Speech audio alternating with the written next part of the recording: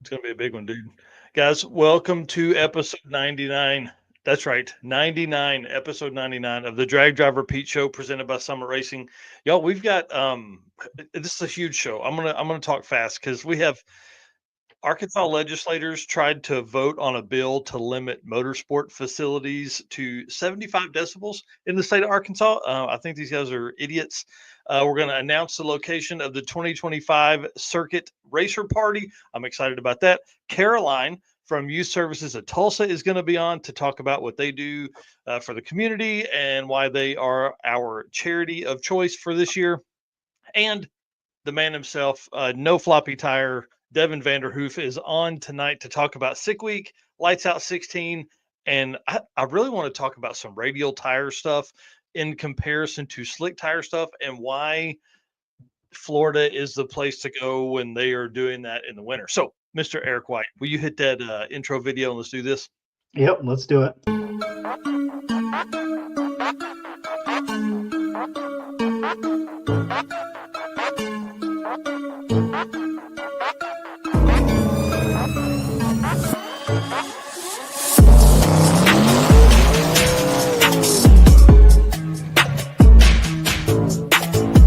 We're gonna pack things up and hit the road and try to make it the next day.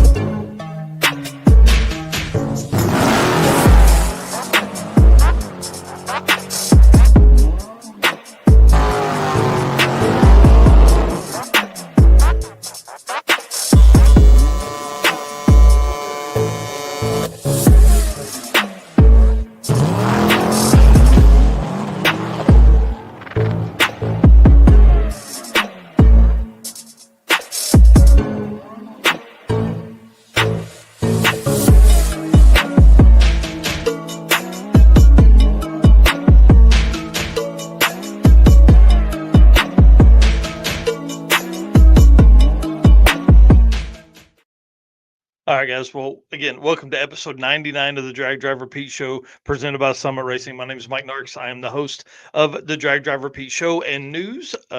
This man, like your source. This is your source for news and entertainment from the Drag and Drive community, stats and stories from that place as well. I'm telling you, I've lived it today, man. It's been a crazy day getting to talk to all of our race car friends about this Arkansas State deal.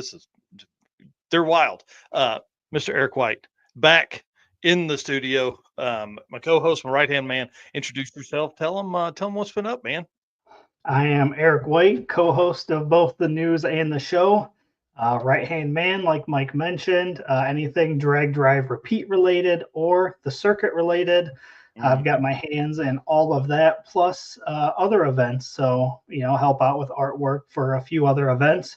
And appreciate everybody. I've been reaching out for the circuit, getting pictures for artwork. So I know I've messaged a ton of people, and I appreciate everybody sending me photos so I can make those artworks. And of course, want to say a big thanks to Stone Cipher for being on last week while I was gone, and Fro for running the comments. I had some family things to take care of. So appreciate everybody that kind of helped fill in my absence and keep this show rolling. Yeah, man, certainly appreciate them. Well, guys, listen, we can't do it. Those are our race car friends, man. We can't That's do that. right. We can't do this without them. And so again, big shout out to those guys for helping last week, and everybody that's already made comments tonight. Everybody that will make comments tonight. We've got again a huge show, and they keep getting bigger. I cannot believe, dude. Next week we're going to celebrate 100 episodes of this, and I was looking at it beforehand, and I sent this to you. 400 live streams, 423 live streams is what we've done on the Drag Driver Pete channel. Absolutely insane. From events, this show, the news, man, we've been live so many times, more than 1,200 videos posted up on the channel. So can't do that without you guys. They can't do that without our race car friends. So thank you so much to all you guys for being here and being a part of it. And then, of course, our sponsors making all the travel and equipment and making this whole life I live possible. We appreciate all of their support. Summit Racing, Molly Motorsports, Driven Racing Oil, Deech Works, our newest sponsor, Howard's Cams, who was on Saturday morning, J-Wire Solutions, WAF Racing, Performer Built Transmissions, Car Change 3D, Power Tube TV, Sweet Patina, and Racing Junk Classifieds. Man, we can't do it without all of those guys. And let's get right into this because I see John Paul Franks is already in the backstage back there. So this is going to be a fun one. Summit Racing Speed legacy began in 1968 as a one-man startup and is now the world's speed shop. With 4 facilities and 200 plus catalog editions, they fuel your passion, save you money, deliver fast, and offer top-notch customer service for more than 1,500 brands. Make sure to download the Summit Racing mobile app for easy access to speed parts. Find them on Facebook, YouTube, TikTok, and Instagram. And you can listen to them on the On All Cylinders podcast for more automotive discussions like this.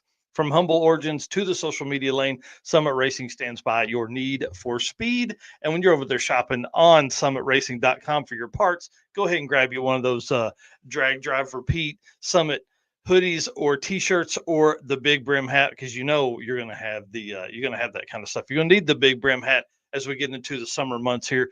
The first weekend of drag racing happens at Tulsa Raceway Park this weekend.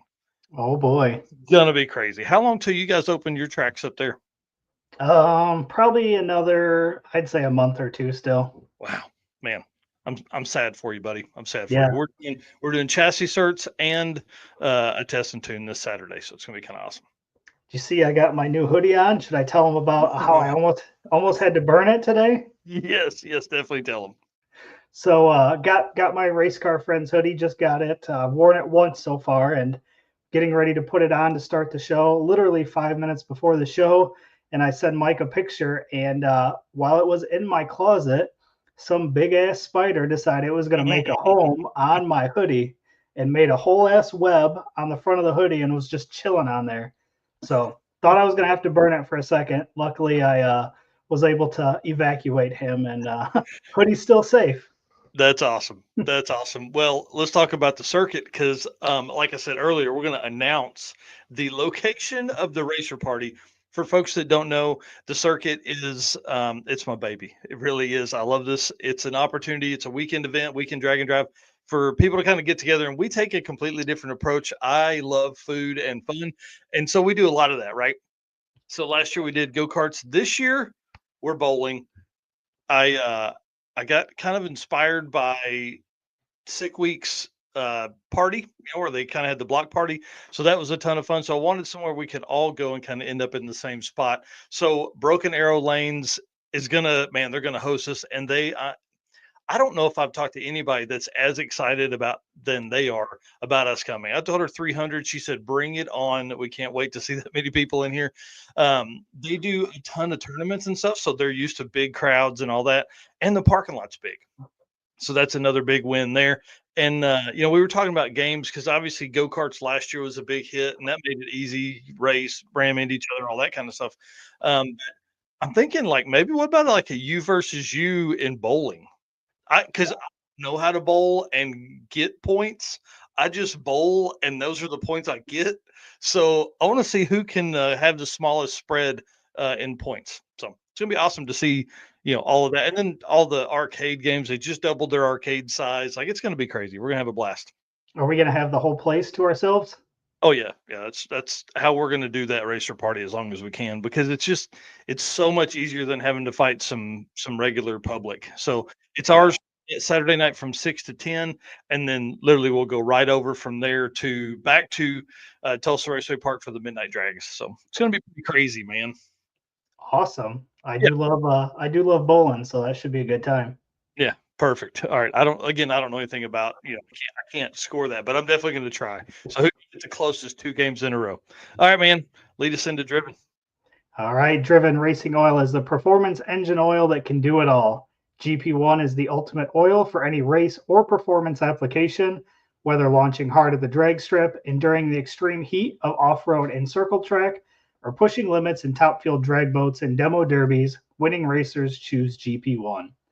Compatible with engines from classic hot rods to cutting-edge race machines, GP1's unique surface cling and high zinc formulation ensures superior wear protection, particularly for flat tappet camshafts, while solving issues like cylinder washout with methanol and ethanol fuels. Crafted from the legendary Bradford, Pennsylvania base oil, then enhanced with state-of-the-art additive packages, GP1 offers the best in protection and performance. And you guys know drivenracingoil.com is where you can go to pick up your oil or any merchandise, and Driven Racing Oil on Facebook and Instagram. That is for sure. And the first event up on the docket today is Heads Up Hustle. And so John Paul Franks called me earlier. And Mr. John Paul Franks, we're going to let you tell this story because this is so exciting, dude. Yeah, thanks guys for having me. I am so excited to announce that Melling Performance is coming on to be our title sponsor for Heads Up Hustle. So it's Heads Up Hustle presented by Melling Performance. They are your go-to for oil pumps, valve train, timing components, water pumps, and more. They're located in Jackson, Michigan. We were able to stop by there and leave some rubber on the road in front of their factory last year, and we're excited to go back there as well this year. Man, that's so exciting for you guys. I know you spend a ton of time working on this event, and that's a big win for you, man. I'm pumped because that's the only event that I announce. So it may not be the only one I do for 2025, but it's the only Drag and Drive I got on the docket right now. I'm pumped, man. This is great. Congratulations to you guys. Thank you. Yeah, we're really excited to have them, and they were super helpful last year, and I think they even helped out some racers with parts and stuff. Hey, Jonathan, good to see you. Yeah, we're super excited. Yeah. Our registration went really well last weekend. We're not sold out, but oh yeah, then Spider Gears. I think he broke his rear end doing a burnout in front of Melling last year. So yep, got a little too aggressive, but Dan does some pretty sweet burnouts with that. Yeah, I was gonna say it was the sudden traction that broke that stuff for Dan. I think so. Yeah, let off and yep, got him. Well, what are the dates? What are the tracks, man? Yeah, so Heads Up Hustle starts at Milan Dragway on July 25th. It's a Friday, starts Friday morning. Then Friday evening we drive through Jackson, Michigan, where Melling is, and we get to the Edmore Inn in Edmore, Michigan. Have a nice big hangout in the parking lot there before we head down to Mid-Michigan Motorplex, which is the background you can see behind me here. Have a great day there Saturday. Then we head to Mountain Machine for our racer party. So Mountain Machine is going to be hosting a racer party this year. Chris Ritter, he's the owner of Mountain Machine, and we're going to have a car show there, food trucks. Their shop's available for any work that needs done, and not only is the car show for Heads Up Hustle, but there's going to be a car show with other people that are not Heads Up Hustles. Oh, sweet. Similar to what you guys did on the circuit 2 years ago. Yeah. It's going to be a legit car show there. So that'll be really fun. And then Sunday morning, we'll be back at Milan for eliminations. And then what at Milan? Like, it's like eliminations in Heads Up Hustle, and then what happens? And then Carl Balzer's event, No Half Sends, happens, which there's going to be mud drags, a mud bog, there's drifting, Australian-style burnouts, and then he has a streetcar shootout at the end of the day. Yep. So, Milan on July 27th is the place to be. So mark your calendars, come out, watch Heads Up Hustle, watch Race Rebuild Repeat is going to be there doing they're going to be doing mud bogs, they're going to be doing the dirt drags, and then the Skids for Kids guys are doing all the Australian style burnout stuff. It's gonna be really fun. It is epic. Man, last year was insane. This year is going to be even wilder. All right, dude. Thank you so much for coming. Thanks you for spending the time with us, man. Thanks for the call today. And again, I'm proud and congratulations, man. Thank you so much. You guys have a great night. All right, buddy. We'll see you soon. Take care. Man, I'm telling you, that's awesome and a big win for him. That's really, really cool. So congratulations to them and the racers. I mean, that provides more that they're able to do, and obviously we'll get a lot more attention that way on Heads Up Hustle. Street Week Sweden just announced their dates, July 6th through 12th, and there's other events that are big. 2025 is crazy. 2025 is crazy. So we're going to talk about Street Week Sweden a little more next week when there's more details that are out there. And then this thing, man, Sick at the Rock just continues to gain steam.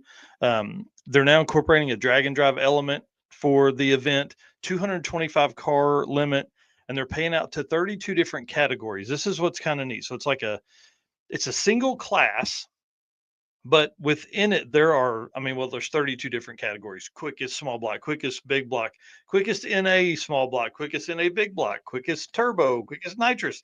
All this, like, there's a whole big list. I mean, you find them on the thing there. It's listed on this, but you can also find them on the list that Derek put up in Sick the Mag.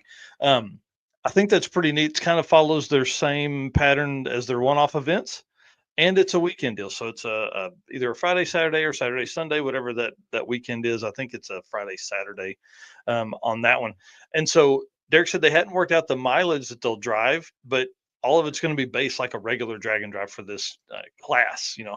So you're going to have, you know, averages are going to matter. Whatever pass you make on Friday or Saturday is going to, you know, you're going to need to get close on Saturday or Sunday as well. So kind of cool, man. And then registration opens up this weekend. Yeah, that'll be pretty sweet. Yeah, and 225 cars, that's a bunch. That's a lot. Yeah. Well, oh man, I didn't put it in here. Nope, it's next. Sorry, hold on. Yeah, there we go. Home quarter drag and drive. I think this is the 5th event in Canada this year or something like that. Yeah. Growing across the world, but they have announced they are a 3-day event. So they're going to do June 13th through 15th, and they'll have basically 2 drives, which they're staying at one track. So I'm excited to see how this format works, because there's not been many that have done 3 days with the same track. You know, a lot of times if people are going to do a 3-day race, it's, you know, track 1, you drive to track 2 for day 2, and then back to track 1 for day 3. So I'm excited to see how this works. I think it'll work great. I mean, you know, in my opinion, I think it's going to work, because by the end of that, you're going to have a ton of data, and so you're going to be really fast on Sunday. Is my thought. Yeah, that's a good thought on that. I wouldn't have thought of that. Right. And then why don't you tell us about these, man? I've been talking a whole bunch. Sorry. Yeah, so the Hot Lap Challenge, they did make an announcement that it is postponed until 2026. So definitely sad to hear that. We were looking forward to seeing what that event would bring. But hey, you got a whole nother year to prepare for that one. So anybody in that Louisiana area come February, I would assume probably the same time frame, but I would think so. 2026, be on the lookout for that. You gotta, in order for these to keep popping up, we got to attend these events. So people need to sign up, and if you sign up, make sure you attend, because I think that one's going to be pretty cool. Oh, for anytime you can have Chad Reynolds, the dude that's done it since the beginning. I mean, that's going to be a great event. Right. Yep. And then the Central Georgia Battle of the Streets, that is March 8th, the one-day deal at Silver Dollar Motorsports Park. And Mike Mayo had posted that the gates open at 10. Be ready to tech. You will be sent on your drive after tech. Be ready to race by 1 p.m. Stay by your car. Be ready to race. I will not wait on you. Be in your car, strapped in. Yeah. Yeah. And then he says, must be at least 8 car minimum per class, except for Renegade and Hot Rod 2.0. I thought that was kind of interesting. He said that if we don't have the car count, he'll either call the class or sorry, if they don't have the car count, he'll call the class and put you in another class. So I think that really makes sense. As long as it's, you know, at least close. Somebody that signed up maybe in, you know, Hot Rod 1.0. I don't know if that's a class or not, but, you know, if they get in there and there's not, you know, there's not enough people in that class, maybe they were looking for an easy win. I think he wants to take that kind of stuff out of there. He said he would maybe make it like a best of 3 time run, which I think would be cool for them to get kind of into that zone of drag and drive stuff. And then he said there's like almost 700 people in the Central Georgia Battle of the Streets group. He said there's no reason why at least half can't show up. Now, half would be a lot, but, you know, 100 I think would be a huge event, to be honest with you. For a one-day deal. Yeah. Yeah. Yep. And then he said, but he did say if we don't have the car count, this will be the last of these races. So it costs a lot to do that. I mean, he says that too. You know, it's he said, so at least you can do is show up. But I'm going to tell you right now, to continue to grow this community and these motorsports events like this, we've got to show up to these things, just like you're saying. We got to get out there and do that. Saturday is going to be all about events, man. We're at 35 or 36 events, and 9 of those happen in June. Like I think there's like 3 days that there aren't drag and drive that there isn't drag and drive racing going on across the world in June. I haven't done the math like I did last year, but June is crazy. July is crazy. Obviously, to have this many events at this point in the year is a bunch. We start seeing a lot of like September and October events pop up, in the next few weeks. So I would imagine we're going to cross 40 events this year, and 35 on the list so far. You can find the full list, dragdriverpete.com/event list dash 2025. It's nuts to think that we have that many events that are happening out there. So Yeah, it's going to be fun. We'll have plenty to talk about for the next few months. oh yeah, that's for sure. All right. Well, let's get to the J-Wire Solutions part. This is going to be kind of controversial, to be honest with you. J-Wire Solutions, expert car and marine wiring solutions you can trust. J-Wire Solutions can wire and plumb your hot rod, your race car, or your drag and drive car. Plus, they offer products that make your driving experience better. Like the blinker module that is a must for all drag and drive racers. You got to have this. This allows your blinker to work just like your stock daily driver does. So usually if you have an aftermarket harness and you hit the brakes, your blinker no longer blinks, right? Which is kind of a problem if you're pulling in somewhere. So this module kind of helps eliminate that. And then there's a ton of new stuff that Jay and the team at JWire are coming out with that we can't announce yet, but hopefully he said that maybe next week or the week after we can have him on and trans brake stuff for turbo 400s, kind of a better way to, all kinds of neat stuff. I'm not going to talk about all of it yet, but it's really, really neat. Well, I was hoping Matt Reesner would be in here by now to talk about this, but y'all, these two idiots right here on the screen are Arkansas state legislators, officials. I don't know what you call them. One's a senator and one's a state representative. I live in Arkansas. And so when this started kind of making its rounds this morning early, immediately people went to work trying to figure out what the heck was going on. So apparently this bill HB 1564, these guys are crazy. They are, this new bill is basically, it is on top of what was already in place. Okay. So there was already stuff like this in place where you had to apply for permits to have a racetrack or any kind of motorsports facility. Okay. Well, now it goes into all of these other steps where at the property line, they didn't want to have any sound greater than 75 decibels, which is wild. everybody's been using the vacuum cleaner. So it would be like vacuuming outside and at your property line. If people could hear that, you'd be fined. You would be in violation of your permit. Okay, so that's a problem. Obviously, for any kind of drag racing, because we know you can hear that a lot farther than your property line. And then the quiet hours. I love this. This tells you how old people are. Quiet hours from 9 p.m. to 6 a.m., which makes no sense, especially for any kind of drag racing deal or anybody that's going to be out doing things side by side racing, motocross, things like that at night. And then annually, you would go back in to renew your permits, which is kind of a problem. Now, this was already sort of in place to where the public could vote on it, which we all know that's what happens. Anytime something new is going to be built, the public can go in and say, hey, you can't permit it for that type of development. Well, what's really crazy is that one of these guys, this Senator Ronald Caldwell, is a real estate developer. Huh, interesting.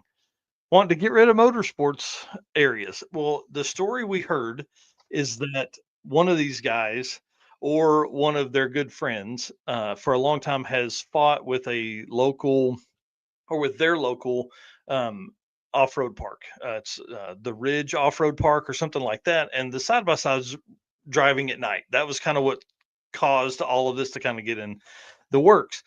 Well, they recently sold it. So now's a perfect opportunity because the facility is closed while they go through the transition of ownership to put in some kind of new situation like this, right? So everybody in the state of Arkansas like jumped on board with this, getting in, trying to figure out how they could help. Well, Matt sent me something earlier.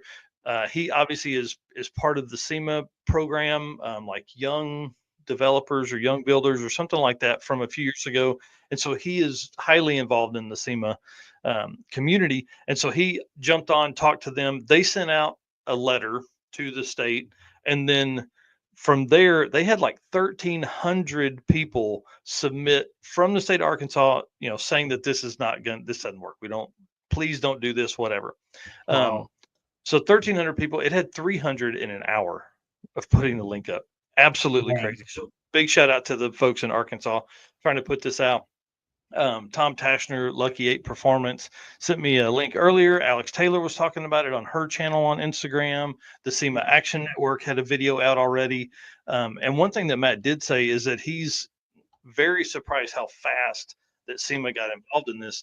And it's probably a good thing they did, because there was literally, they read this for the first time 2/24, 2 days ago, and they were going to vote on it this morning at 10 a.m. So nobody knew about it. Everybody sees it this morning at about 8 o'clock is when I kind of sat down at the table to start working. I see it by 10 o'clock. I've got the live stream pulled up for the reading of all this stuff. And the first thing that those guys said when the live stream came on for the Arkansas State, they said, we're not going to talk about Bill 1564 and 1567 or 16, whatever it is. We're not going to talk about those at this time. So that tells you right there in that 2 hour window, everybody, because I emailed every person on the committee, like, what, please reconsider. Don't approve this or whatever. But then also asking, like, what does this mean? Like, if you guys read it, are you literally voting on this will be a bill today? And never got any response back from any of those guys. So hopefully all of the backlash that the bill received, surely everybody went, well, hang on, wait, let's not do this. That's not smart. Yeah, let's hope so. Oh man, I hope. I'm telling you, this is pretty scary, because you know how it works. Like, somebody gets something like this approved, and then they can lean on you, and then suddenly another state says, oh, well, hey, I think we can do that too. Right. I think we word it the same way they word it. And it gets to you, and then now suddenly we're all fighting for it. Yeah, and it's crazy that would affect the whole state, right? Like, yeah, the whole state of Arkansas. I couldn't imagine. Like, I've seen things like this with different counties before, but man, to go at a whole state level is just insane. Well, and it was going to be run under a state of emergency. Like, are you serious? Like, it's a state of emergency. We're not even racing right now. And so maybe that's why they were trying to get it passed now, was so they could have those, permissions or that power as we go into the racing season. And, it just comes down to, like, when a developer builds a big community close to, like, Bradenton Motorsports Park, and then everybody in there complains because the noise is loud. Well, yeah, you bought a house that's right down the street from a drag strip. Did you not think it was going to be loud? But those folks go and look at those houses, let's say on a Wednesday night at 5 o'clock, 7 o'clock, there's no noise. Right. It's really not that bad. I thought being closer to the drag strip would be bad. And then on Saturday morning at 2 a.m., they're like, I hate this, and then they start complaining. And that's where it really kind of kicks off and goes from there. So, I'm glad you saw it, and I mean, I couldn't imagine if this would have snuck through and nobody noticed it. That'd have been horrible. Yeah, big shout out to Kylie Reynolds. He's the one that shared Tim Crawley's post about it this morning. And man, I can't imagine how many times Tim's post has been shared based on what I saw my post do. It's just crazy. Yeah, like Johnny Allen said. Yeah, that was what I immediately thought of when they started talking about the like the planned community around Bradenton Motorsports Park was like going to be drag strip friendly and circle track friendly. I'm like, man, are they going to have like a back entrance to where people in the neighborhood can get in without, they'll have like deals. So I thought, man, could I buy one of those houses and just Airbnb that thing? Oh yeah. Could you imagine? Oh, sign me up, man. I'd live down there in the wintertime. Yeah. It's almost like they need to have waivers when you buy those houses. Like sign this waiver that you're not gonna try to shut down the racetrack because you moved here. Well, right, and they did. They do. That was one of the biggest things for Cletus them to get approved was the neighborhoods that are being built around them. They are, supposedly they're having to sign waivers that they understand that they're by a drag strip and noise will be loud and all that kind of stuff. But here's the thing: like the first person may sign that, but is the realtor going to make the second person sign it? And how long is that really viable? Like, can you do that for 5 years, or is it 10 years, or is it 25? I doubt it's 25. Right. So we'll see. I know Victor and Cletus both have talked about they're already looking at land, and they'll build another facility when they get to that point of being pushed out. But yeah, we have at least 5 or 8 years before that happens for Yeah. sure with Bradenton. Now Arkansas tracks, I don't know, man. If this is the case, we're going to be in trouble because this isn't going to go away. Right. And it's not just drag racing. Like that's Mm. the thing. Like I don't know how many drag Yep. strips are in Arkansas, but start looking at all of motorsports, circle Yeah. tracks and anything like that. Yeah, That's a lot of motocross, side by side, like even just motorsports facilities. So if you have an area that runs trails and you pay to get into that, they can shut that down. So it could almost be like somewhere fun that you just go to hang out and have fun. Well, once a year they hold a big race. Now you can't go there at all. So what does yeah. that do to the owner of that? Now they've bought and built all this place and all that kind. I mean, it could be really interesting. So we're going to follow this very, very closely because man, who doesn't love a good fight? I feel like there's a couple of those going on right now. Yeah, yeah, that's for sure. All right, well, let's move on to the Molly Motorsports segment here, sir. Yep. Racers and high performance enthusiasts ready to start your next engine build? If so, there is no better time than now to check out Molly Motorsports all in one Power Pack piston kits. With over 1,200 application, these kits come complete with pistons, rings, wrist pins, and clips designed to work together. Molly Motorsports Power Pack piston kits take out all the guesswork. No more trying to determine if a piston will need this ring to work with a certain cylinder size. Molly Motorsports did all the engineering so you can get to the part that matters, which is building a power plant that leads to victory lane. Visit mollymotorsports.com for more details. And of course, for our podcast listeners, Molly is spelled Mahle. Yep. Well, in this segment here, you guys know the circuit has always been like we've hosted events 12 years. Big shout out to Jonathan Stone, Cypher, Uncle Stoney for being a part of this whole thing. And we've raised more than like $70,000 over the years. We've raised truckloads of toys and supplies and things like that. So we use the circuit as a way to raise awareness and donations. And basically, I'm going to say this before Caroline comes on. We want kids to know that the car community gives a shit about them. So I feel like that's always the best way to say what we do and why we do it is because the car community is really one of the coolest. There's a lot of really, really good people in this. And a lot of times this Youth Services of Tulsa is I really feel like what I've been looking for a while. So this is going to be fun. So let's bring on Miss Carolyn. Hello. Carolyn, hi, how are you? She is, well, tell us who you are, what you do, and all that stuff at Youth Services. Sure, of course. My name is Carolyn. I'm the Associate Director of, what is my title? It's very long. The Associate Director of Community Relations and Communications at Youth Services of Tulsa. First of all, I just want to say that we're so honored. I'm so honored to be a part of this. I've just been sitting in on this conversation for the past 10, 15 minutes, and this is a world that I personally know very little about.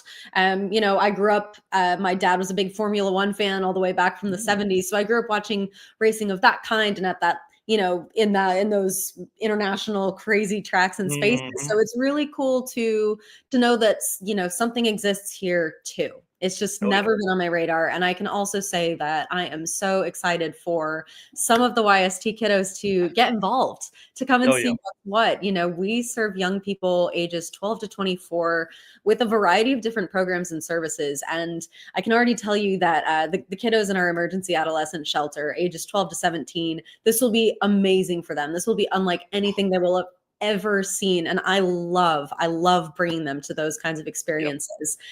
So yeah, thank you so much. $70,000 is incredible. It took a long time. But what's really cool is we donate a portion of all the shirt sales. We donate $25 of every entry, all that kind of stuff, right directly to you guys. And because of AT Industries' $2,000 donation, we're already over $7,000. So That's we're amazing. like we're going to hit our goal. We just got to, Amazing. it'll be the most we've ever raised ever. So it's kind of Wow. exciting to go into that. Yeah. Well, thank you. I'm so excited. Thank you so much. Well, and one of the big things that I think I like about your situation there is like older kids typically get left out of the help that's out there, right? And granted, a 15-year-old boy is in a way different scenario of earning income and getting out there doing their own thing than a 7-year-old, right? Sure. Absolutely. But Absolutely. And those then guys the other, get the oth- lost. absolutely, the teenagers get lost. And then the other segment of that population that we serve that I think really, really, really gets lost is that kind of 18 to 24. Mhm. We do a lot of our kind of street outreach services, homelessness services is for that community of young people. And really, these are the young people that, they're not like cute anymore. And you can see some of them in the pictures right here. They're not like the cute kids anymore, but they are the angsty teens or the 18, 19-year olds who's out on the streets for the first time. And Mhm. like, I remember myself at that age, I would have been horrible. And like, Oh yeah. what do you do? And a lot of them, have been kicked out of home, or maybe they've been experiencing chronic homelessness. Maybe they've just, a lot of our kiddos tend to be young people who were within the foster system. So Mhm. aged out of foster care. And then what do? Our executive director always says, college for me, university, college, that was our transitional living program. For the young people who don't have access to that, or that's not an option, what do they do? Yeah. Where do they live? Where do they learn how to have a job? Where do they, all of these things that we were kind of taught when we were young, and that often were modeled to us by our parents. They just weren't for a lot of this population. So really, I mean, you're totally right. It's those young people that kind of get left behind by society, and kind of it's easy to kind of look away. Well, and I think Ben Franklin was one that says you can't race a house, but you can race a car, and you can live in a car. Yeah, absolutely you can. And a lot of our young people do. Yeah.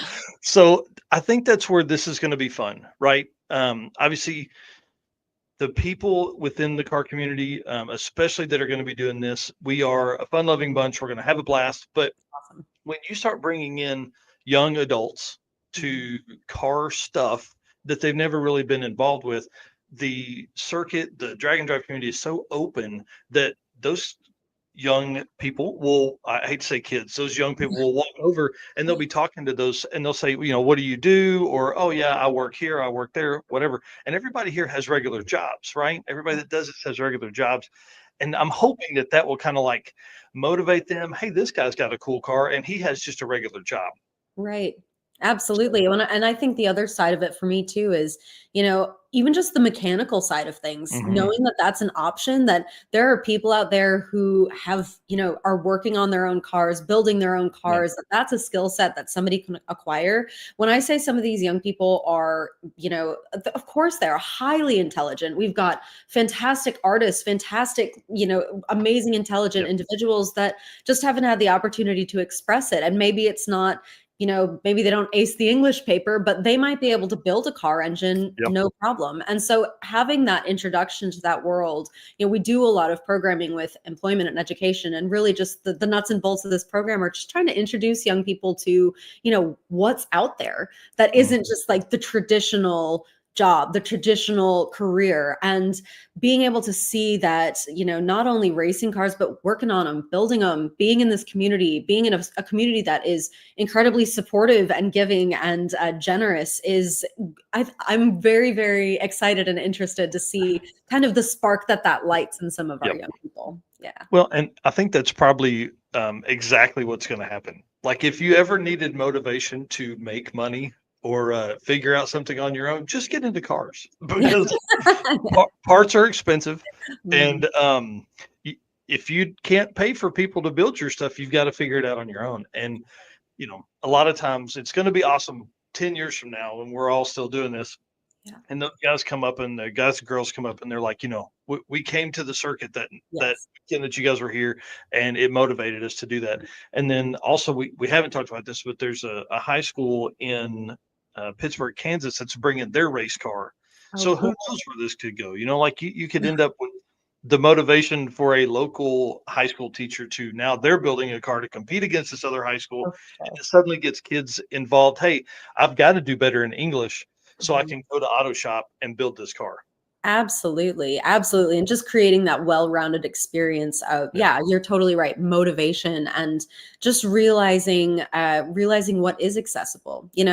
I told you I grew up watching Formula One, like talk about an inaccessible sport, but just to realize that actually you can bridge that gap a little bit. Yeah. Like Oh, you yeah. can bridge that gap and work on your own car and do all these really cool, fun, high octane adrenaline rush activities. Like, that's awesome. Yeah. The great thing about drag racing compared to Formula One is burnouts. I mean, like they don't do burnouts in Formula One.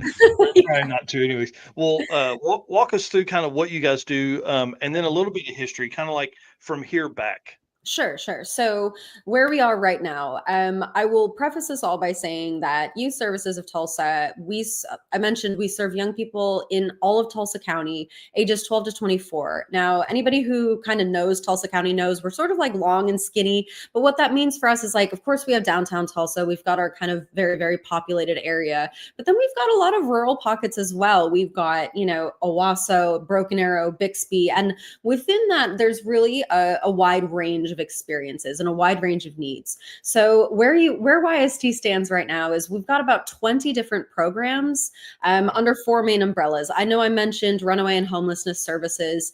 That's everything from we facilitate the Safe Place program, so making sure youth in crisis, whether that's being abused and neglected at home or not liking what their friends are doing on a Friday night, or, maybe they're experiencing some sort of other, situation. Maybe they've, taken all their siblings out of the home. They have access to Safe Place sites all over Tulsa County. And this is actually a national program that we facilitate, but they can go into any one of these Safe Place sites and just say, I need a safe place. And every employee is trained to basically call our shelter. Our shelter will go pick them up and bring them directly there.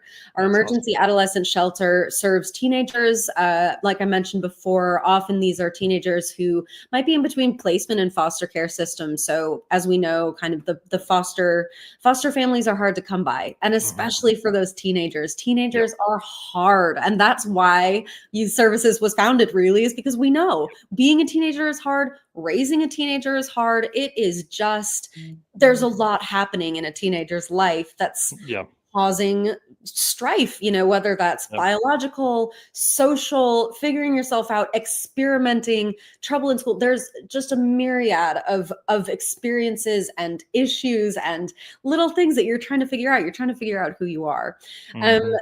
So I kind of call it like, I call them kids very lovingly, our little kids and our big kids. So little kids is like shelter and safe place. And then on our kind of big kids side, we've got like street outreach programs. So serving those young people, 18 to 24 that are living on the streets or living in their cars, or maybe they're even just couch surfing, but don't really have a place to call their own, or not living with their family.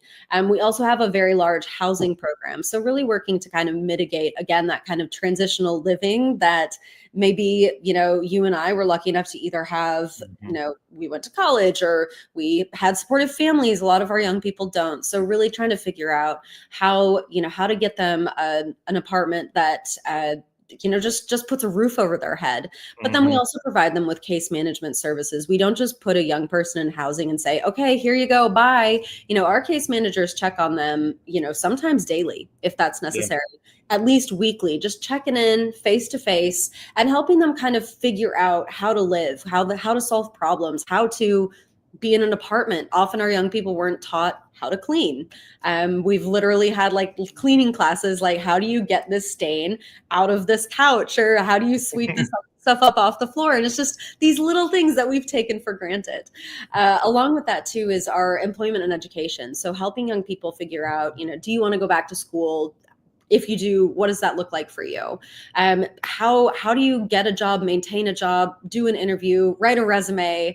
What are you even looking for? Let's talk about what's out there. So again, these case managers really work with our young people to kind of figure out what they need and what's going to serve them the best. We also have under another kind of umbrella is counseling. So our counseling services are, no barrier. You don't need a referral. These are for teenagers. Every teenager gets seen within a week.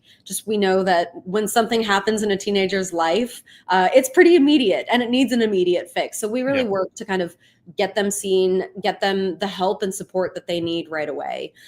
So within that, we've got individual and family counseling. We do offer substance abuse counseling, and then we offer community-based counseling. So working to bring counseling services into the community, whether that's the juvenile detention facility, whether that's the court, the family and juvenile court, whether that's a home and we're just serving a family that might not have access to transportation and might not, be able to get their kid to a counseling appointment. And that's a very real barrier, especially for parents.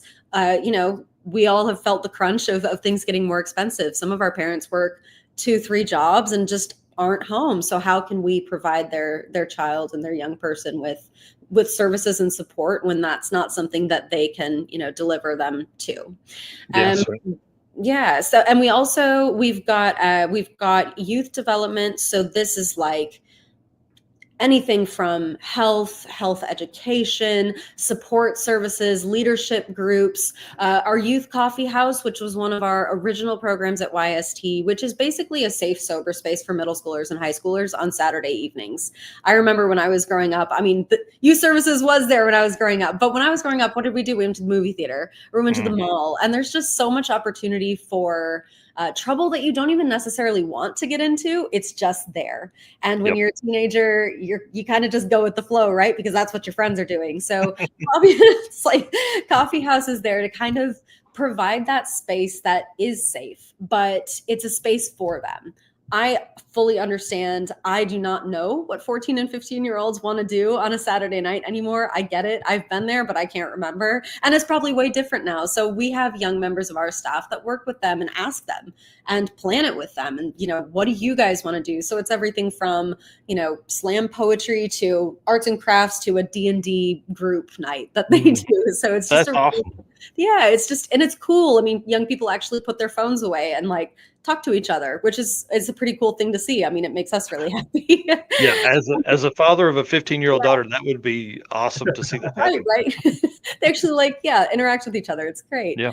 And then finally, that last umbrella that we have is delinquency prevention. So this is everything from first offender courses, which are a way to take young people who have maybe committed minor offenses, taken a Pepsi from Quick Trip, just acting out, experimenting, seeing what's what in the world, and providing them with classes that are really focused on goal setting, talking about repercussions of actions, talking about the future, talking about planning, healthy relationships, just all these kinds of nitty-gritty things that you might not get in a classroom. You learn, but how, some kids need to learn a little bit differently. The wonderful part about this is that it's really classes, but with the young person and the parent. So what we've heard a lot of is that, it's not necessarily what we talk about in class, but it's the ride home afterwards that really the parent and the teen are kind of, they've been in the same space, hearing the same things, and they get to kind of chat about what those things are. And we've heard from a lot of our parents,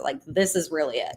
This is where the magic happens, is talking about those things, talking about goals, talking about the future, talking about, consequences and what that looks like. We also have a youth court program. So young people who volunteer, who might be interested in law careers or just learning more about court, they get to kind of, be the jury, the judge, the bailiff, the prosecutor, the defender, and they kind of have trial by peer, in which young people who And it's really cool that it's young people who, again, it's minor offenses, took a Pepsi from Quick Trip, or maybe they vandalized a bathroom in school, something like that, where they actually, go and get sentences handed down by their peers. Often this looks like restitutions, apologies, nothing, community service, nothing that is, official in terms of that kind of adult court level, but it's really, really effective in terms of, you have somebody who's just a little bit older than you looking in your eye and saying, like, what you did was not good. And that Right. here is the most powerful. And then finally, under that program, under that umbrella, we have our reentry program. So this is for young people who have committed a serious enough offense to be in placement. So whether that's a detention facility or a locked group home, secured group home, what we can do is we can go in and provide them with case management services. I often say, if I'm giving a tour or something of youth services, I often say, a lot of what our case managers do is just establish a trusting relationship with a young person. A lot of these young people haven't ever had that in their life.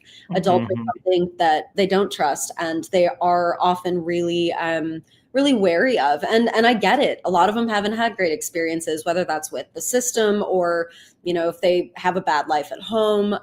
A lot of what our case managers do is just establishing that. And I think that's particularly true in our reentry program. These are case managers that go in and just look at the young people, and it's just an honest communication. What are you guys doing?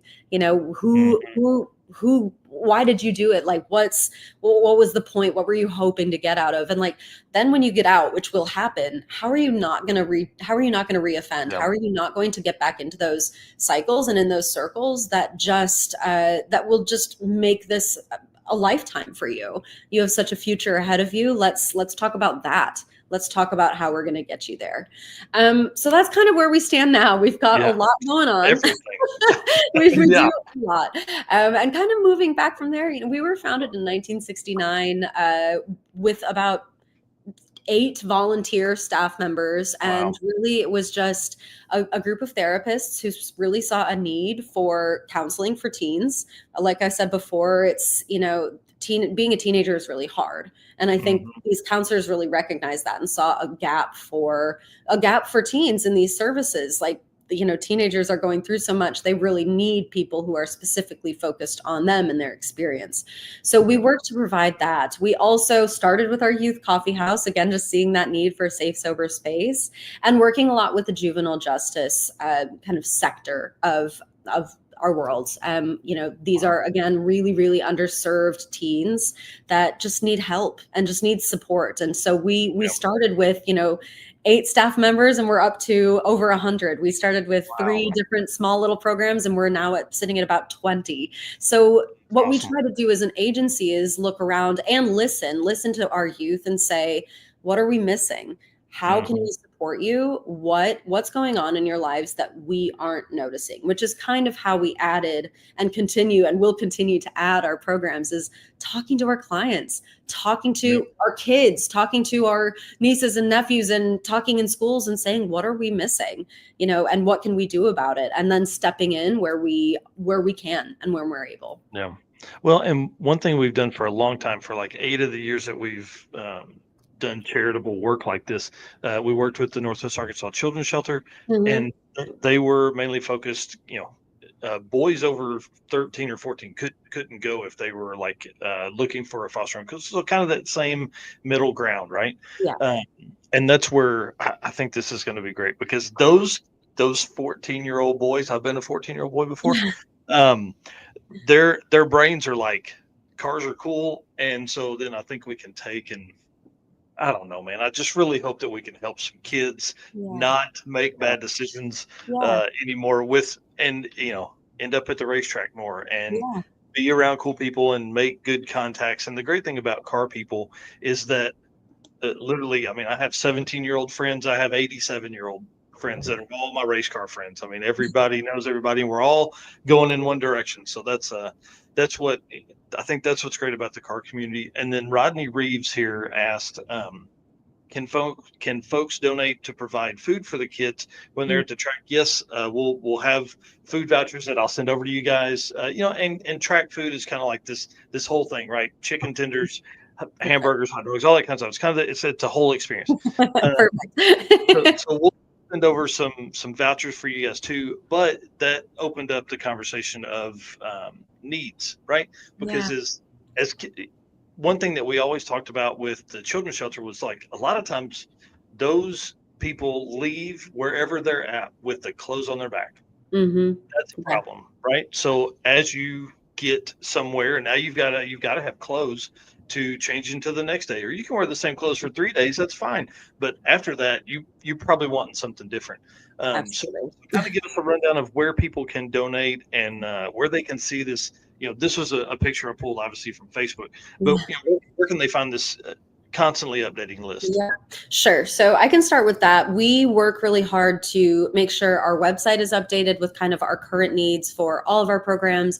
This particular photo was really a need we had, especially when it was so cold, kind of last week, but then a few weeks ago too. We just had no pants to give our young men. We had no pants of any size, of any cut or fabric. We had nothing. So this was really like, a few weeks ago, we had no underwear. And you kind of, that's one of those things that we don't think much about, but you like to wear your underwear for like a day and then that's for that underwear, right? But a lot of these young people, they don't have anything else. So, underwear is something we go through at, a ridiculous rate, just blaze through it because it's, it's underwear, right? So we don't give used underwear. So it's one of those things. And we really work to keep our social media channels updated, again, on our website. You can also, anybody can always call our main office. It's really, really easy. Our people know what's going on and know what our current needs are. In terms of things that are needed, really, if you think about kind of the broad expanse of our programs and kind of fill in, everything that a young person might need to stay in the emergency shelter, everything from clothes to hygiene products to, bags, like luggage, backpacks. You're right. When kids come, often they come with like a Target bag full of everything whatever they could grab to throw in. Yeah, exactly. And then, blankets, obviously for our kids outside, it's sleeping bags and tents, and even like little camping stoves are really useful for them. Little solar chargers for their phones, little, anything that they can use to kind of mitigate living outside in the winter, hats, scarves, gloves. And then, we take all clothes, all gently used clothes. We take, the only thing we don't use, that we don't give used, is underwear, bras, socks. That's the only thing, but everything else, we have a clothing closet. We kind of keep it like a thrift store where young people could just go kind of shop for what they want, and it's free. But then, we also take furniture. Our housing units, we stock fully with furniture. And when our young people kind of complete the program and graduate, they're allowed to take whatever they want. No holds barred. They'll have to have it. Yeah, exactly. And that's a big expense. And they don't have that. And they don't have, probably grandma, grandpa saying, here are my dishes and here's my bedside table. So we really make that, everything, lamps, beds, bedside tables, kitchen table, things like that, a chair, a framed picture actually is huge. Just, making your apartment homey in a place that you actually want to come back to. I want to put this out here real quick for the folks that are watching this from the circuit. If you bring anything, that I don't care what it is, we will have an empty trailer. If you want to bring gently used clothes, for all the guys that have gone through this winter and you've put on weight, you're not going to wear those pants anymore. They don't fit. Bring those things. Let's get these kids in some clothes. Pictures. I know people have attics of stuff. I've got stuff in the garage my wife would love to get rid of. So we'll bring a lot of that stuff over. And whatever is extra too, we've got a box truck. We'll come get it. So we'll be posting about that for everybody that's paying attention there. Now, the main thing is, let's talk about money donations, because it costs money to run those programs. And so folks that live maybe out of state that aren't going to make it to the circuit in person, where can they donate? How can they? Sure. So our website has a link in the top right corner that says donate. It's super easy. It's www.yst.org. And, you have a couple options. We totally understand that it's not a one size fits all thing. You'd be surprised at what a little bit can go a long way. So you can kind of choose if you want to make a one-time donation. That's amazing. If you want to become a part of our monthly giving club, Team YST, that's amazing too. And the reason I say, it doesn't take much is I often think about, even $5 a month for an agency like Youth Services or really any nonprofit agency. It really isn't much for us. Like for me, that's skipping one coffee out in the morning, one day a week. Maybe I make my coffee at home. That's well, it depends on what you drink too, right? Like I drink an Americano and that's pretty cheap, but that's $5. If you drink a latte, that can be $10 that you skip one coffee, but that's $120 a year. If 5 people do that, that's a massive difference. Yeah. So I love to think about it in terms of, what am I kind of giving up that is so small for me, but actually for a young person is massive and can make a world of difference. So yeah, www.yst.org. It's just right there in the top corner, big green button that says donate. That's awesome. And one of the biggest things we always talked about with other events in the past was like the children's shelter. They had it down to, I think it was like $2.80 to feed a kid, right? A meal or a day or so. I think it's maybe a day. By the time you start figuring that out, like if somebody donates $100, now you've fed 40 meals. That's a lot. When you start looking at the reach of what can be done. Plus, I'm telling you, we get some car people kind of involved. We get like 300 car people involved, and things are going to happen. It's going to be great, and people are going to share, which that's what we want.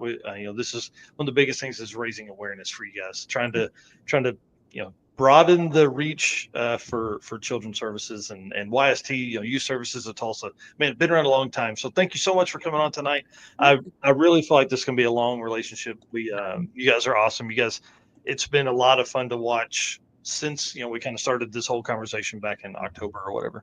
Yeah. Well, we so appreciate it, and we are really excited to be here tonight. I've loved chatting with you all, and I'm really excited for April. I've never been to one of these things. I'm so excited to see what's what and have a totally new experience. It's going to be really fun. Oh yeah. Just wait. You're going to be ruined. You thought Formula One was cool. You wait till you see these cars driving around that are going like 150 miles an hour, and then they get in they hook these little trailers up, and then they drive to the next track. So perfect. It's going to be a blast. You're going to have a convert. Oh yeah. And then like in the email I sent earlier, I'd like to talk to you about maybe a group coming to do the racer party with us as well. So we can figure all that out as we get closer. Thank you so much, Carolyn. You're awesome. Thank you. Thank you both. Have a good one. Thank you. Thanks. Bye. All right, guys. So listen, go right now and go follow Youth Services of Tulsa. They're a great follow. It's really a lot of fun. It's not give me. It's what they're doing. The Taco Tuesday. I need to be over in Tulsa on Tuesdays to do this T-Town tacos and all that kind of stuff. So if you want to get involved, yst.org or follow them on Facebook, Youth Services of Tulsa. It's super cool, and I'm glad. I've said this a few times now. This is really something I feel like I've been wanting to find for a while. We've helped the Children's Shelter, Northwest Arkansas Children's Shelter for a long time. We worked with Southwest Missouri Children's Haven last year. That was kind of that middle ground between being, removed from a bad situation into a foster care, kind of that middle ground there. And so it sounds like Youth Services has a ton of programs to do all that kind of stuff. So, all right. Appreciate everybody for going through that with us. I know that probably raised a lot of emotions for a lot of folks. I know it does for me. I want kids to have a good chance. And like I say all the time, I want kids to know that the car community gives a shit about them, and we want them to be good humans. And man, I'm telling you, 14-year-old boys, we're going to have some converts, man. There's going to be some dudes that weren't necessarily car guys before this event, and they're going to be big time car guys after this. So, yeah. And there's a lot of people watching that have their own merchandise and stuff that maybe you've got 1 or 2 left of an old, I don't know, shirt, hoodie, whatever. Those things you can bring with and donate. There's going to be car people that come out of this weekend that are going to love some, automotive T-shirts or hoodies or anything like that. Well, and the folks that have been around and have followed on this crazy journey we've done for 13 years now, hosting car events for charity, they know, man. You get around a whole bunch of folks, and people start kind of pouring stuff out, and man, it's amazing. One year we raised literally a truckload of toys for the shelter. One year we raised so many toys that we had to split it between the shelter and a foster care program. So last year we had a mound that was about 3 feet tall and 8 feet long of just like diapers and supplies. I mean, the Right. car community is awesome. You guys are Yeah. amazing. All right, let's get to it, man. Lead us into the Deechworks stuff here, please. All right. Deechworks is a leading manufacturer of high-performance fuel system components.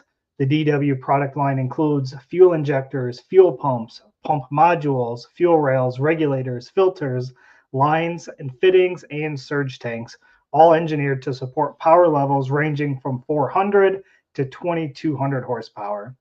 Since its founding, Deechworks has been committed to delivering quality, innovation, and precision to the automotive performance industry.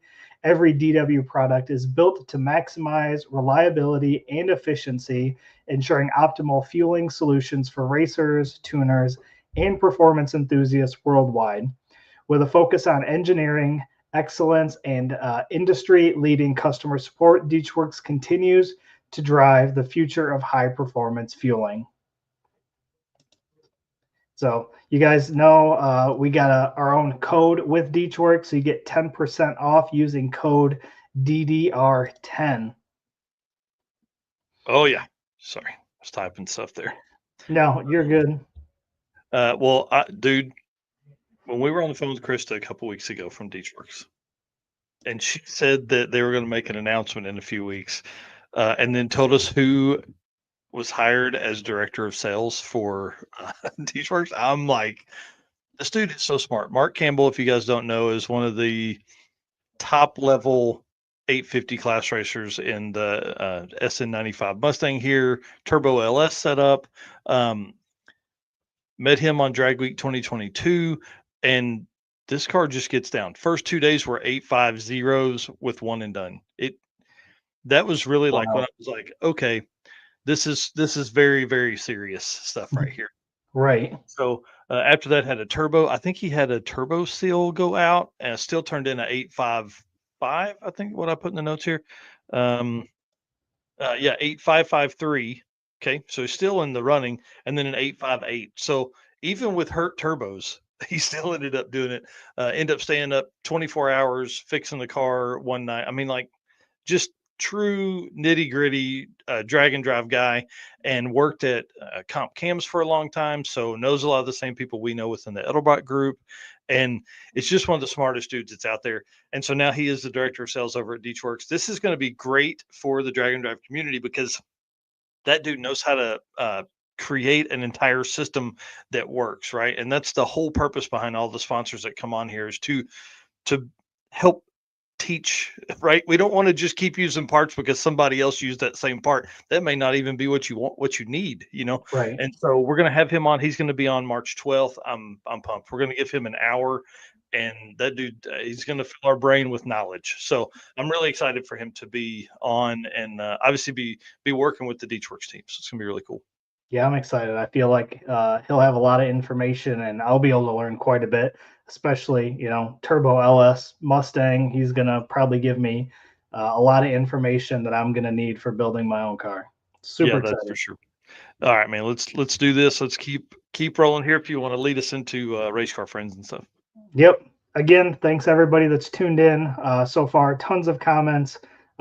Again, appreciate everybody, every one of our race car friends. Again, I made a bunch of new race car friends, messaging people, friend requesting people for the circuit, just to get pictures of cars to make our artwork. So tons of new people. I appreciate everybody that has responded and everybody that's been watching tonight. And of course, our sponsors. We talk about it all the time, how this wouldn't even be possible without these guys. Summit Racing Equipment, Deechworks, Molly Motorsports, Driven Racing Oil, Howard's Cams, J-Wire Solutions, WAF Racing, Performer Builds Transmissions, Car Chains 3D, Power Tube TV, Sweet Patina, and Racing Junk. And of course, we talk about it every week, our gentleman's agreement. Again, it's simple. If you're enjoying this live stream, hit that like button, follow, subscribe wherever you're watching. It's our own little gentleman's agreement. No contracts, no strings. Just you showing some love to us and us promising to keep delivering the content you came here for. So keep the vibe alive, like and subscribe, and let's keep rolling. Yeah. And then PowerTube TV, love the guys over there. Brian and I talked a couple times. Man, they've got this Power Fest deal. It's going to be nuts. If you're wanting to find car, automotive, television, PowerTube TV is great. Pastime, Pinks, which are both coming back in 2025. And we've got a ton of content over there as well. And then, of course, there's, they've got the app, but they've also got YouTube channel. I mean, it's great. Content creators galore, all the fun stuff going on at PowerTube. And WAF Racing, we're going to kind of kick off this segment. We're going to bring on Devin Vandrhoof here momentarily. We're going to play the video first, but then bring Devin on. We're going to talk about Sick Week first in this first segment, and then we're going to stop for the power or performer built transmissions ad read, and then we're going to talk about everything else that this dude does. So kick it off, man. Have you ever wished you could fit your toolbox in the palm of your hand, or really needed that extra set of hands while making a jet change at the track? At WAF Racing, we specialize in designing and manufacturing top-tier automotive tools that are made strong to withstand travel, yet lightweight not to slow you down. Tested in-house and at the track by the team at WAF Racing, every part is made by racers for racers. From compact toolkits, carburetor top hats, or spark plug storage containers, our tools are precision engineered and manufactured in the USA. Made of the strongest materials, every piece strikes the perfect balance of durability and dependability. Maybe you need something custom just for you.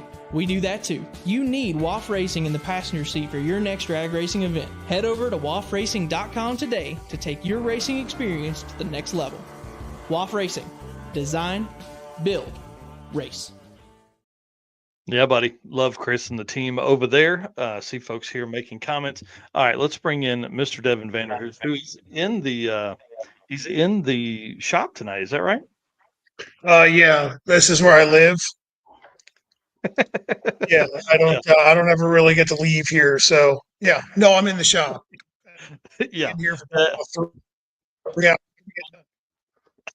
Dude, you work your ass off, man. It's pretty awesome to see all this stuff, and I'm sure you post about 10% of what you actually do. Yeah, we don't. I don't share everything just because I assume that most people would be like bored or annoyed with like seeing post after post of like dumb stuff. But yeah, we went through. Sick Week was pretty tough. Like worse than it should have been. It should have been way easier, but it wasn't. And prior to Sick Week was tough too. Like everything was just dip. Honestly, the past 3 months of life have just been hard, and I blame it all on getting married in November. Yeah, married in November. You literally come back from your wedding / honeymoon and go right into Southeast Street and eat. Yeah, we did that, and that's where it all went bad. Is when Laura and I got married, so I blame her.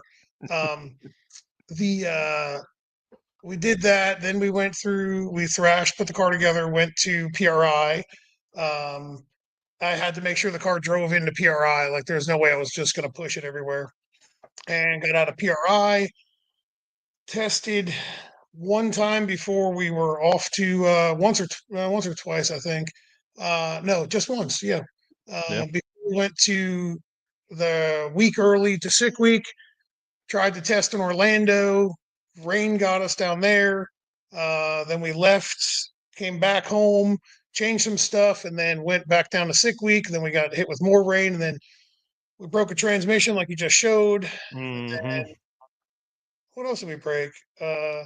We changed so much stuff; it was unreal before Sick Week. Like it was so dumb.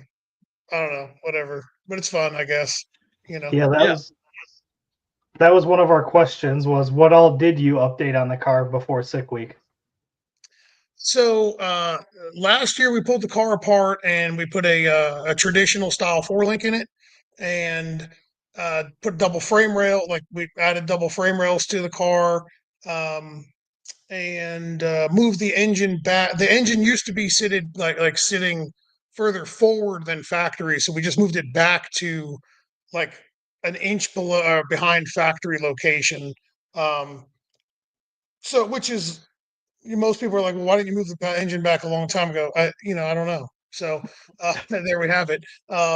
We just did that recently, and it turned into a lot of differences with the way the car works. So I mean, it got a really big makeover.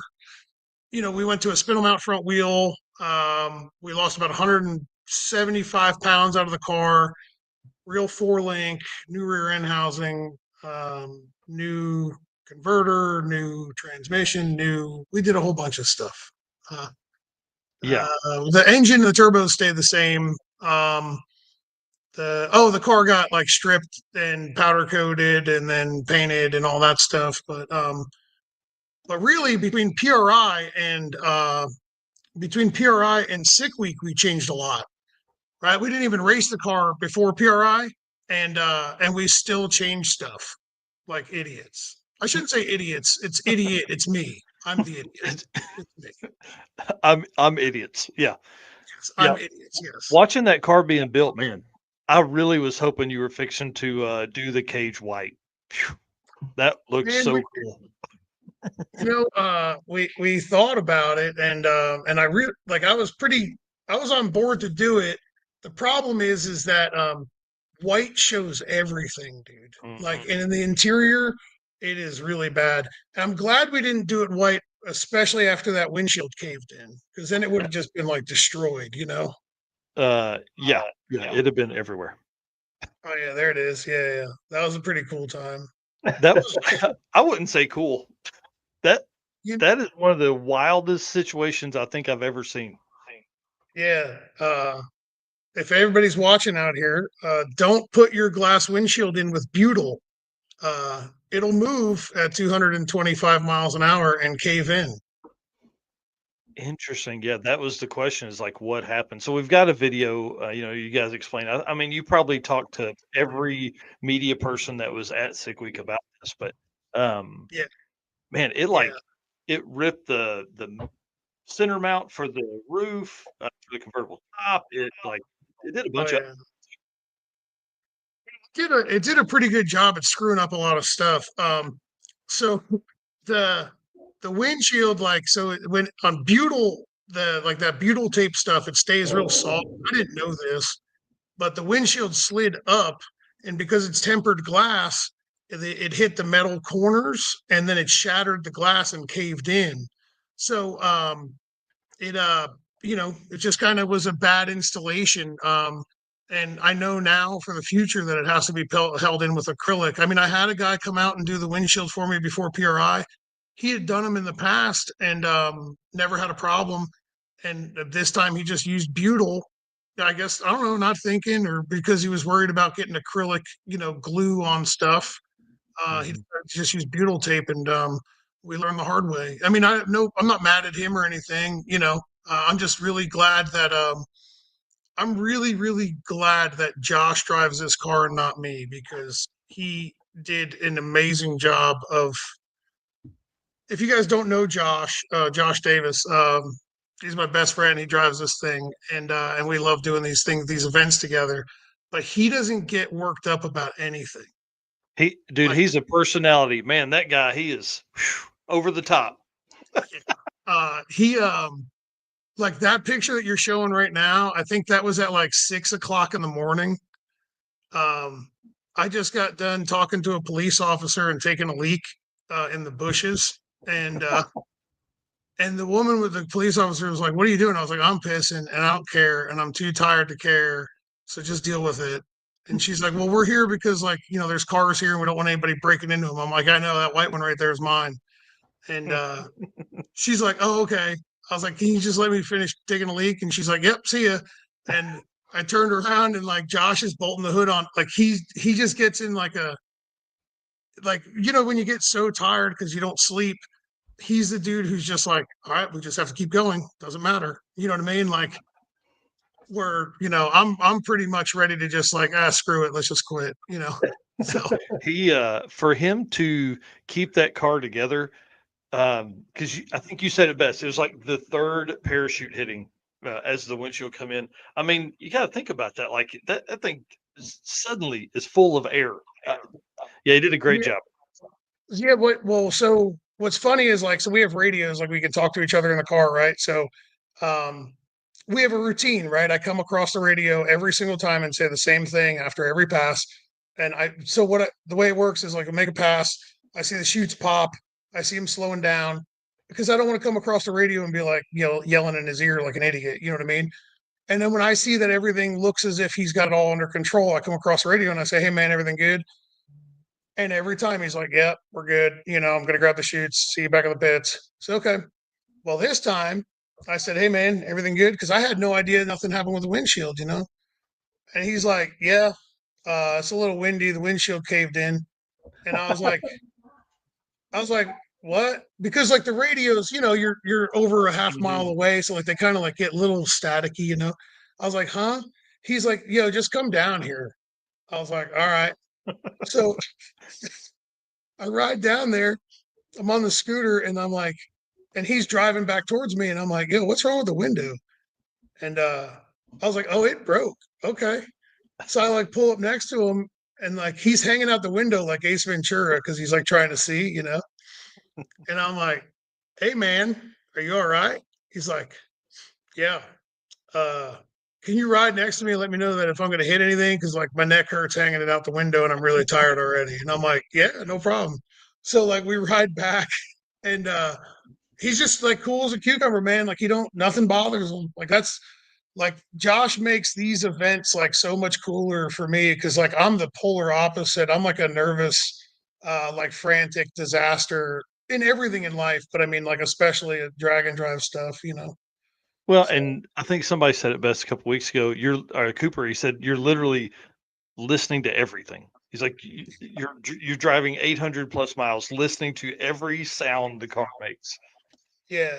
Well, the coolest part about doing a drag and drive when you're nervous about stuff is by day 2, when you're so tired, you just don't care. Yeah. Like you just immediately you're just like, F it. Who cares? You know what I mean? Like if it breaks, it breaks. We just get to go home early. So, Right. Well, let's talk about day one. And did that affect your strategy? oh man. So yeah, it got thrown out the window. I'll give you like a quick synopsis. Before sick week, we went out and tested locally. We went like 105, 274 or something to the middle, like to the 330. Like it was fat. Like it was a 410 or something, 184. I didn't turn the lockup on. We had the wrong gear in it, too loose of a converter, like all this stuff. I was like, yo, this thing's a hot rod, right? Um, go home, change the gear, change the stator in the converter. We figure we're gonna be able to test. We don't get the test. We show up like completely like in left field. We get a couple of test hits in, and we got the car to run like in the 420s in the eighth. And which is like a tenth and a half off of where we just were. Like I should have just put the car right back to the way it was. Um, we find some stuff in data and say, okay, we should be good to go. Well, we go out on day 1, and I screwed up because we always race the car to the eighth mile because like there's no point in running to the quarter until you absolutely have to. So I screwed up, and I had the chute set to automatically deploy at like 3.8 into the run. So what happened was the car went out on day 1, pass number 1, smooth as silk. It went like 4, I think like a 21 or something like that to the eighth, um, or a 24 to the eighth. And then the chutes hit at 3.8, and then by the time they actually blossom, it's like 4.1 or something into the run, 4.2 into the run. And driving through those dual chutes like that, you can't really do it. Just started shaking the tires real bad. So it wound up coasting to a 7.0. So we were like, okay, we're going to get another one. That was like a solid, like bottom 630 tune up. Like it should have went 630, like bottom 630s. So we got, we were like, oh, we're good. Like it worked. Everything worked the way it was supposed to. Chassis is doing what it's supposed to. I just screwed up. Like I fat fingered. Like I just forgot about it. So everybody like that's watching, if you guys know me about Holly EFI, you guys like I screw up too. You know what I mean? Like don't feel bad, man. Like everybody screws up. So we didn't get another run on day one. So that like ruined our entire week. Like it was game over for us because there's no way that like just simple math tells you there's no way that we can catch number one um, with a 7-0 when he turned in like a 648 or something like that. There's just no way, you know. And I knew Brett and Jim weren't going to slow down. It's not like they were going to go 648 and then be like, oh, we're good to go now. Like Mm-hmm. I know them well enough that they're just going to keep pushing. So that kind of just like it kind of really shot us in the foot. Like to be honest with you, we were so bummed about it, and like we left so late on day one that I was like contemplating turning around and just going home. Like I was just so, you know what I mean? Like it's just, Yeah. you know, I think there would have. I think there would have been a lot of that if people weren't having as much fun as they were thought they were going to, because there was several people that had that same comment. Like, man, day one pass was shitty. Like you could see people leave and they spun at like 60 or 100 feet. They would let the car gather back up and then get back in it because there was not going to be another opportunity to make another pass. yeah, it was. I mean, like I get it. Like they, you know, the sick crew did a good job. Like it's the, Mhm. you know, weather. It is what it is. You know, like what are you gonna Yeah. do, right? Um, and I was just really bummed about it. You know, it was just really. I was honestly hoping that like there was going to be 50 or 60 cars left and somebody would just murder the racetrack and oil it down like so bad where they were like, all Yeah. right, day one doesn't even count. Like I was praying Yeah. for somebody to just leave like a transmission cooler line off. Like the There was one time, somebody. There was a lot of folks trying. yeah, oh, I know. But I mean, like they just weren't doing a good enough job. Like after they oiled it down, they just should have just started swerving across both lanes, like just getting it everywhere, you know. Uh, that's a terrible thing to say, but you know that was so day one really shot us in the foot. And honestly, at day one, I thought we would have been screwed to even just win our class. You know, like it was like, man, how do we make this up? You know, so but then it progressively got worse as the week went on for us. So that was a really cool thing that I wasn't anticipating. You know, Yeah. I want to talk about this too because I'm wondering, has K&N come on board yet as a sponsor? no, they're clowns. Come on, They're K&N. clowns. Like if Kanan's watching, they should literally be like, they should have at least sent me a damn T-shirt or something, you know, like just something, you know. Yeah. So Yeah. tell that story. Okay, so that's day two. So we're at Bradenton. So the day one we left the racetrack at like 7:30 at night. We drove 9 hours to Bradenton, right? So like that was a really cool time. Um, and that was the first time we drove the car on pump gas since I had it all pulled apart and everything. So like Oh, we had a couple little struggles on the road. Like, dude, I forgot to tighten up like some fittings inside of the fuel cell. So like we're on the side of the highway, like with two hands in a fuel cell, drenched in fuel. Like it's whatever. It was just like all around crappy, but whatever. So day two, we get to Bradenton. We're in quarantine. Um, the best part of day two was that we were able to pit underneath the bleachers, so we were able to stay out of the sun. So that was exciting for me, you know. Uh, yeah. the, so we wait around, we get in lanes, and I was just fried, man. I was already shot out from like the week before, sick week, and like how like long that was. Like we missed the whole part where like I drove to Florida and had a transmission rebuilt at 4 o'clock in the morning. Like yeah, that happened like 3 days prior. Like it was just a disaster. So I forgot them filters in there, right? Like those little filters, right? There's one for each turbo, and there's like this little aluminum box that's made that like hold like it's a round turbo inlet, like 7-inch inlet, and then this little box that like clips on it and it holds them filters, right? And you can just grab a hold of those filters like through the front bumper and pull them on and put them on and pull them off. And I just forgot, right? Like, so we have a changeover routine, and that's part of it. And it's not on my little printed out list because, like, it was just such an obvious thing that you have to do, you know? Yeah, well, it's on my printed out list now. So, um, but I didn't even know they were still in. Like, after the windshield caved in, you know, we had a crowd around us. So, somebody came over and said, "Hey, man, there's an air filter in your your grill. I was like, what? And I looked down, I was like, no way. And sure enough, like one of them fell out.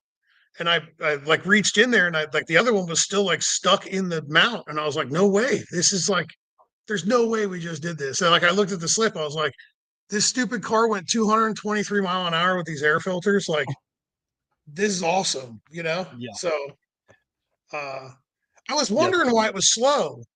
Like that should have been like a 29 or a 30. And that's why, you know what I mean?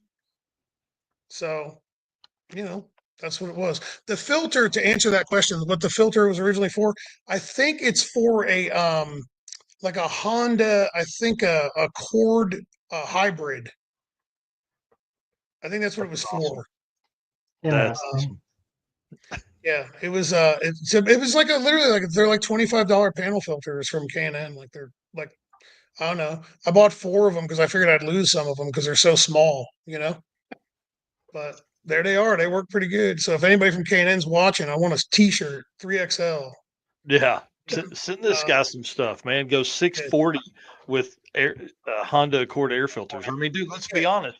K&N filters all that power, baby. Right, exactly. You know, hell, we didn't even spray them down with the oil. You know, like we didn't even use the tune-up kit, the oil, and so. Yeah, sorry, I don't know what year Accord it was. It's like an older one, like a 07 or something, or whatever, 09. I literally went and ordered, like I went on the K&N's website and just found dimensions and like I ordered like 7 different filters that were close, and then I returned the other 6. So Yeah, that's what I was going to ask. How'd you figure that out? I just you know, an hour on K&N's website and then just started ordering them, you know. That's awesome. But yeah, so then we got the windshield put in. No Time Auto Glass, that dude ruled. So I'm not from Florida, but Brett LaSalle is from Florida. So I was like, hey, do you know anybody around here that does glass? And he was like, yeah, there's this guy. We made a Facebook post. I had like hundreds of people reaching out to me, like, hey, this guy, that guy, this guy. Well, anyway, I literally just started replying to people because I didn't know what to do. Like, I was like, well, we're done. I was like, man, I'll pay whoever shows up. I don't care. You know what I mean? Like, Laura is at home, so she can't stop me from swiping a credit card. Like, she can't. You know what I mean? Like, you know, like she ain't gonna cancel it on me. You know, like leave me stranded. So like, I was just like, we'll pay whoever. I don't care what it costs. So that dude showed up, and he confirmed the butyl thing. Like he was like, yeah, this is the problem. I said, okay, fair enough. So, Wow. so yeah, then we hit the road. How much sleep did you have? Any sleep, I guess, going into Bradenton? I think we had about 2 hours. God dang. You know, that was a pretty good night, actually. Yeah. That Right. was actually a pretty good night. Now, let me tell you, but yeah, yes, Laura, I know. We have like company cards, and I don't know which one to use for what. I don't know. Whatever. Shut up, Laura. It doesn't matter. So, yeah, no. So we got about 2 hours or so of sleep before Bradenton, and then that night, the drive from Bradenton to Orlando, that one wasn't that bad. It was only like 200 or something miles, like 220. Drive went smooth, like no hiccups, no real problems or anything. But it took forever, probably because like it just sucks driving these cars like with a trailer. You know what I mean? Like it's not like you can just get in your truck and cruise at 80. You know. And plus, like the whole part of like doing these events is to go and enjoy the drive. You know, so like I say that the drive took forever and it sucked, but like the drive was like fun. You know. Yeah. Well, and now that it's been a the month, route stops that day were awesome. Like I think you had the one little dive bar, and then man, I can't remember the other one, but it was a good one. I remember hanging out there for a while. yeah, I didn't see either of those in the daylight. You know, we didn't see a single, I can't think of a single checkpoint we saw in the daylight. Mm. I don't think we saw any of them in the daylight. I don't know. Yeah. Oh well. But yeah, so like that drive was pretty cool. It was late, but it was, you know, it was pretty smooth sailing. And then we got to Orlando. I think we probably slept for another 2-ish hours or so that night. And then no. Yeah, that's about right. I think so. Yeah. So then we racked up to 4 hours of sleep. So that was a big one. 4 hours total. Then we got to Orlando, and I was really like optimistic about Orlando, so that didn't work out nearly as good as planned. And I'm telling you, like, we were just cursed this whole event, right? So um I'm like a drill sergeant when it comes to racing. So like anybody who's watching who is that sick week probably experienced me being a psychopath when it comes to racing. Uh and like honestly, the only reason that it's ever fun is because Josh is just like, yeah, shut up, we're gonna have fun, just calm down. You know what I mean? Like really, really that's it. So so we so we get in line and we're right behind Brett LaSala again. And I'm like, God dang, there's something up with him going down in the racetrack in front of us. So like I'm pretty sure the windshield caved in because him and Jim were on the side of the track after they made a pass throwing rocks at the windshield. That's what I told him. Well, in Orlando, Brett threw out a banana peel in the form of transmission fluid everywhere. And so he went down the racetrack and he blew a transmission cooler line off of the car about 700 foot. And he went down right in front of us in the left lane. He doesn't have like radio, so it's not like he could call over the radio to Jim and say like, "Hey, I just blew transmission fluid. Like, don't send anybody down here." Well, it was like a mist, right? So Josh, and like I don't blame, you know what I mean? Like I'm not mad about it or anything. Like don't let anybody take this the wrong way. Go down, make it about 700 foot and annihilate the tires, like just gone. Coast to I don't even know. You probably know what we went. I don't know. I don't remember at that point, but it wasn't fast. It was like a 649 or something like that. It wasn't like it wasn't what it was supposed to be. Somebody it was like else. It was like 180 mile an hour or something, So so it was like definitely like I was like, yo, is everything so I come over to the radio and I said, is everything all right? And he's like, no, it just annihilated the tires, like something's wrong. I was like, okay. I said, well, what was it? Oh yeah, right here. I found the slip. Look at that. Yeah. We went 422, 181 to the eighth, and then 648 at 195 to the quarter. Yeah, I forgot that you guys went one and done each day. Yeah, we were one and done every day, and not by choice. It was just because of like, screw it. What else could go wrong? So the obviously you guys being super prepared. Yeah, so for the folks that are listening on the podcast later, this is Taylor says, I always see you guys being super prepared. So my brain is like, oh yeah, they'll never have problems. Dude, we were like, this was the most unprepared that we've ever been, honestly, like 100%, like it really is. Normally we would show up like a lot better tested. You know what I mean? Like the car would be a lot better tested. We'd have a tune-up figured out for every day, we would have had street miles on it beforehand. But it was we kind of got the experience, a drag and drive, like what a lot of guys do, you know what I mean? Where they like just finished the car and showed up. And, in all reality, I think we did pretty good considering the problems, we did okay, second overall, win your class, no big deal. Well, the thing that's bummer about it is that like, we have a car like this convertible that's sitting behind me is a car that can run with Brett, and he knows it, and I know it, and we all know it. And the problem is that like I didn't do what was needed to be done and go test prior enough. You know what I mean?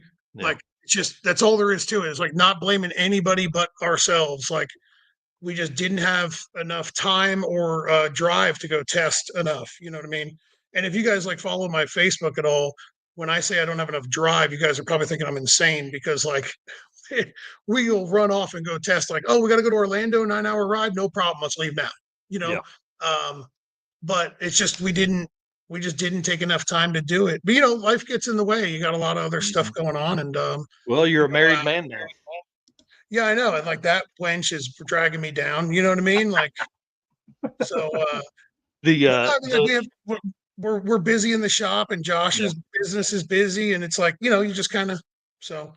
Well, and that's one thing that I like a lot about drag and drive is that truly is the equalizer. It truly is. Oh, yeah.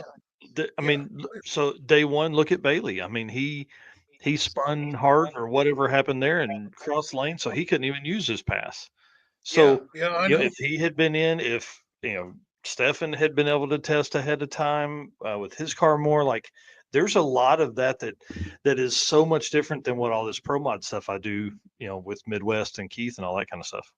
Right. Oh yeah, yeah. No, it was tough. Like like I said, man, day one was pretty disheartening, But I mean it is what it is. Uh Oh the man. does the car have a 599 in it the way it's set up? Yeah, Laura's mad because I call her a wench. So she came out to the shop to give me a dirty look. Should be all right. Does the car have a 599 in it the way it is set up? So man, so like Derek Putnam asked me this multiple times, and so did Luke. Oh, everybody's asked me this, and I'll say no just because we haven't done it yet. You know what I mean? Like, Mhm. I won't say we can do anything until it's done. Like, I won't say I'm not the type that says like, oh yeah, we're gonna go run this or we're gonna run that. No, we have to have already done it, and then I'll say maybe we could do it again. Yeah. Not So the oh man, with the power it's got, it should go that. And then you never yeah, even well, get like if you just like look at it on paper, right? Like, Yeah. probably, Right. but I Yep. don't know because it's not like. See, that's the thing is like there's not a lot of 3,100 pound Fox bodies that have gone 599 and drive them on the road, right? So like Mhm. it's not like you can like call up, Billy Bob over there and say, hey man, you know, how much power did it take for you to run 599? Like, no, like so it's um but does it make the power to do it? Yeah. Is the car safe for it? Yes. Is everything built to do it? Probably. You know what I mean? But you don't know until you do it. So, Mhm. and honestly, if it went a 599, it would be such a Hail Mary, like not a Hail Mary, but like everything would have to go absolutely perfect. You know, Yeah. um, we've been the 60 foot that we need to go 599. We just haven't been the 330 or the eighth or the quarter mile that we need to go. So, like we're 1/5 of the way there. Yeah. Yeah, So that's what it takes though. You know what I mean? Like, man, that is one of the yeah, hardest yeah, parts. And then who knows? Like you could go 599 on a perfectly prepped test run, and then you show up and oh now suddenly it's 1 o'clock in the afternoon and A group radial is going. Well, shit, throw right, that right, out the right. window. Yeah, like honestly, like Brett's on the cusp of getting there, right? But like I Mhm. think that if he don't get back out in the next like 3 to 4 weeks, he's not going to get it. Yeah. Yes, Matt, I know. Laura and I have been discussing your emails. Uh, Nice. that's for something else. But no, like that's the thing is like Brett's on the cusp of doing it. You know what I mean? Like he's really is on the cusp of doing it. I mean he's closer than anybody else out there. But weather plays a big role in it, especially with his combination where he is so. It has to be so dialed for efficiency. Air plays a big factor in that, and I think if he winds up waiting a month and he's in Florida, it probably won't come together because it's going to be too hot, or the air just won't be as good. Um, not to say that not to say that it won't happen in the middle of the summer. Who knows? You know what I mean? Like, he might find some power and go, hey, look at that. But Mhm. um, after talking to him at Sick Week, it seemed as if he was on the same thought process of like, man, we better do this quick. Yeah.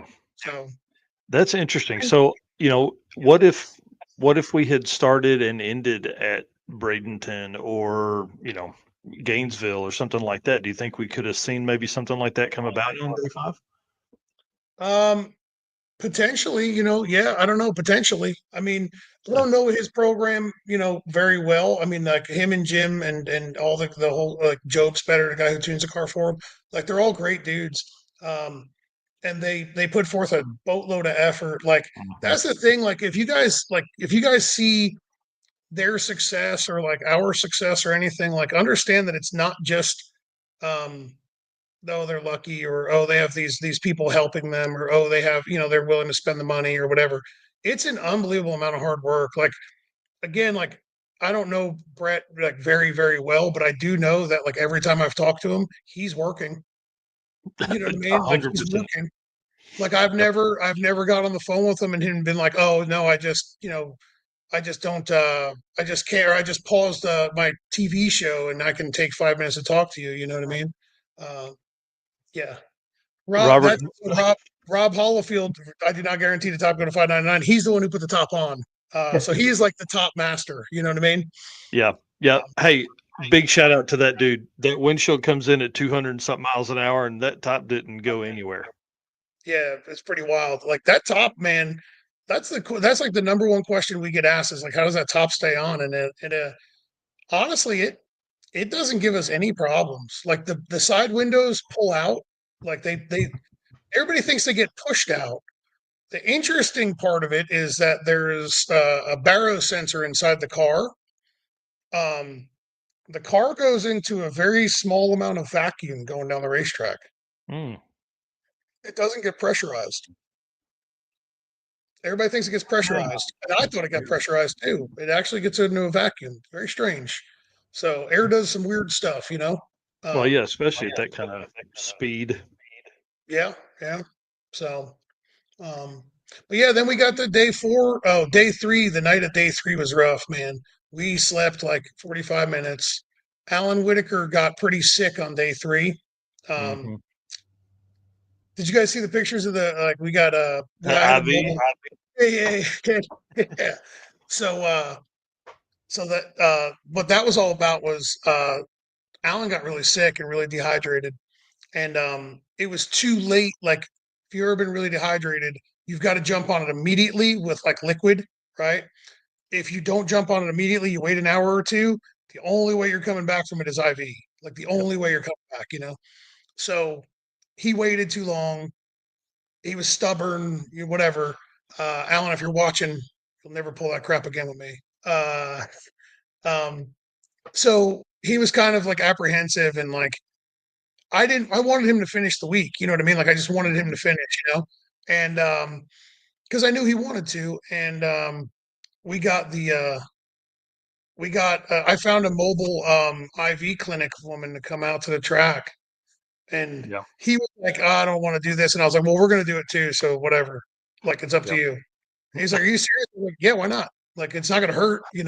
So, and I told Tom before he left for the day, I said, this is a service you guys need to offer. Mhm. That's exactly what I was just thinking is like that would be good for the tracks, to have or a local IV place mobile IV place to come out and do that. Because man, I'm telling And you, you don't drink enough water, you don't eat enough, and at this point you've had 4.5 hours of sleep all week. yeah. And then this is where it got worse, right? So, like, if it wasn't for that IV, we probably would have, like, just had to quit. We left Orlando and so Alan was done. Okay. Mhm. We got him an IV, but he was done. It was over for Alan. He was not in good shape. He wasn't feeling good. So the plan was, okay, his buddy was going to drive the car to Gainesville, and Alan was going to ride in Rick's RV, Rick from Gear Vendors RV, Mhm. to just kind of like relax and just try to recover, right? So we stay at the same hotel. So like Josh and I were staying in one hotel room, and then Alan was staying in another hotel room. So like Laura books all of our hotels together. So Rick takes off with Alan, and now we've got Alan's Monte Carlo, and um, we are going to go try to make a couple 100-mile drive with this car that, like, if you've seen his Monte Carlo, it's gorgeous. And like, we're all, Mhm. you know what I mean? Like, we love the car. Like, I worked on the car extensively, and like, it's not like it's something that you're afraid to touch. It's just that it's his It's baby. so nice. So like, yeah, it's beautiful. Yeah. So we hit the road, and his friend Bert was driving, right? And Bert, like, so this is funny. Bert, like, in the parking lot, he's like, listen, I'm not a good navigator. So just Mm. like, you know, I'm like, all right. So if you leave Orlando, you have to make a right, you know? He literally just got lost immediately. Like, he made a right and then like another right. He was immediately like, I don't even think we made it like an hour, or I mean 20 minutes. And like, we had to call Bert. I'm like, where is he? And he's like, oh yeah, man, I don't know what happened. I'm lost. I'm like, God dang. So at that point, we met up with Bert, and then I said, all right, Josh, you drive Alan's car and I'll drive mine. And like, I'll just ride by myself. It's fine. Like you know what I mean? Like you go drive Alan's car, So like he's driving Alan's car, I'm driving mine. We're cruising along. We hit the first checkpoint. Everything's good to go. Like it's going well, And then we go through that area A1A, like where it's like 20-mile-an-hour zone the whole way. And somehow Josh and Alan's car got like ahead of me by like a couple traffic lights, and then like was able to just kind of take off. So like I didn't even see him anymore, but it didn't matter. I knew where I was going. I get pulled over and I get stopped. I didn't really get pulled over. They pulled over a car in front of me, but Florida does Florida things, right? So the cop like throws a broadside across 2 lanes of traffic and then like jumps out, and I'm like sitting there like, what? Uh-oh, like I'm getting shot. You know what I mean? Like something's going down. Like he's gonna shoot me. He pulled over the truck in front of me, and then so I shut the car off, and he comes over to my window and he's like, "What the hell are you doing?" I was like, "What do you mean? You just blocked the whole road. Like, aren't you pulling me over?" He's like, "Get the hell out of here!" And I'm like, "You're literally blocking the whole road, dude. Like, get out of the way." And he's like, he turns, he looks at his cop car, and he's like, "Oh, I am. Well, just go around." I was like, "You've got to be kidding me!" Like, so anyway, I was like, that anxiety you get, like you're getting pulled over, you're like, God, especially in a car like mine, you're like, God dang, here it goes. Yeah. So like I'm cruising along and I'm like, all right, we're good. And then I come up over a hill and I see more police lights, and I was like, oh great. And like I cruise right by, and it's friggin' Josh and Bert and Alan's car, and I'm like, oh God dang it, you got to be shitting me. So I like get up to this gas station, like, and I pull over and I call Josh, and I'm like, what's going on? He's like, I said, I saw you got pulled over. He's like, dude, I'll call you back. I was like, all right. So he like whatever with the cop. The cop didn't pull him over. The cop was there to like try to help. He ran out of gas, or at least he thought he ran out of gas. It killed a fuel pump. That turned into 6 hours in a gas station parking lot. Oh, We got like people to bring us a pump. It just didn't work out. Like I'm very appreciative of everything that everybody chipped in to like try to help. It just did not work out. So like it's now like 4:30 in the morning. We are still 100 miles. Like we still didn't hit the checkpoint at the ice cream place, and we still had another like 45-minute drive past the ice cream place to the hotel. Yeah. So finally we're like in this parking lot. Like we made it out of the parking lot of the gas station and like down the road to the parking lot of the BJ's Wholesale Club, which was a lot nicer parking lot. But we made it there, and like it just turned into like Bert was like, just leave me here with the car. I'll figure out a way to get it towed. Like we're done. Just you guys have to finish. I was like, all right. So we left, got to the hotel, slept for 45 minutes. And then it was funny when we were walking into the hotel, there was guys eating breakfast, right? Like in the hotel bar, right? And when we came out to like because we literally like showered, like laid down for like 20 minutes and then just got back up and left, and like when we came out, the same dudes were still sitting there eating breakfast. And they were like, "What are you doing?" I was like, "Yeah, we're going. We're leaving." He's like, "What?" I'm like, "Yeah, man. Yeah." Yeah, there's no point in it. Like you can't sleep 2 hours, and now you've missed your run opportunity. Right. Yeah. So we made it to Gainesville, and then I yelled at Brett, and I said, "He's not allowed to go in front of us." I said, "I'm sick of the banana peels and the stones getting thrown at the windshields." And so we finally made one clean hit at Gainesville. When it wasn't the fastest thing that we could have put together, but I was like, we're playing it safe, we're playing it conservative.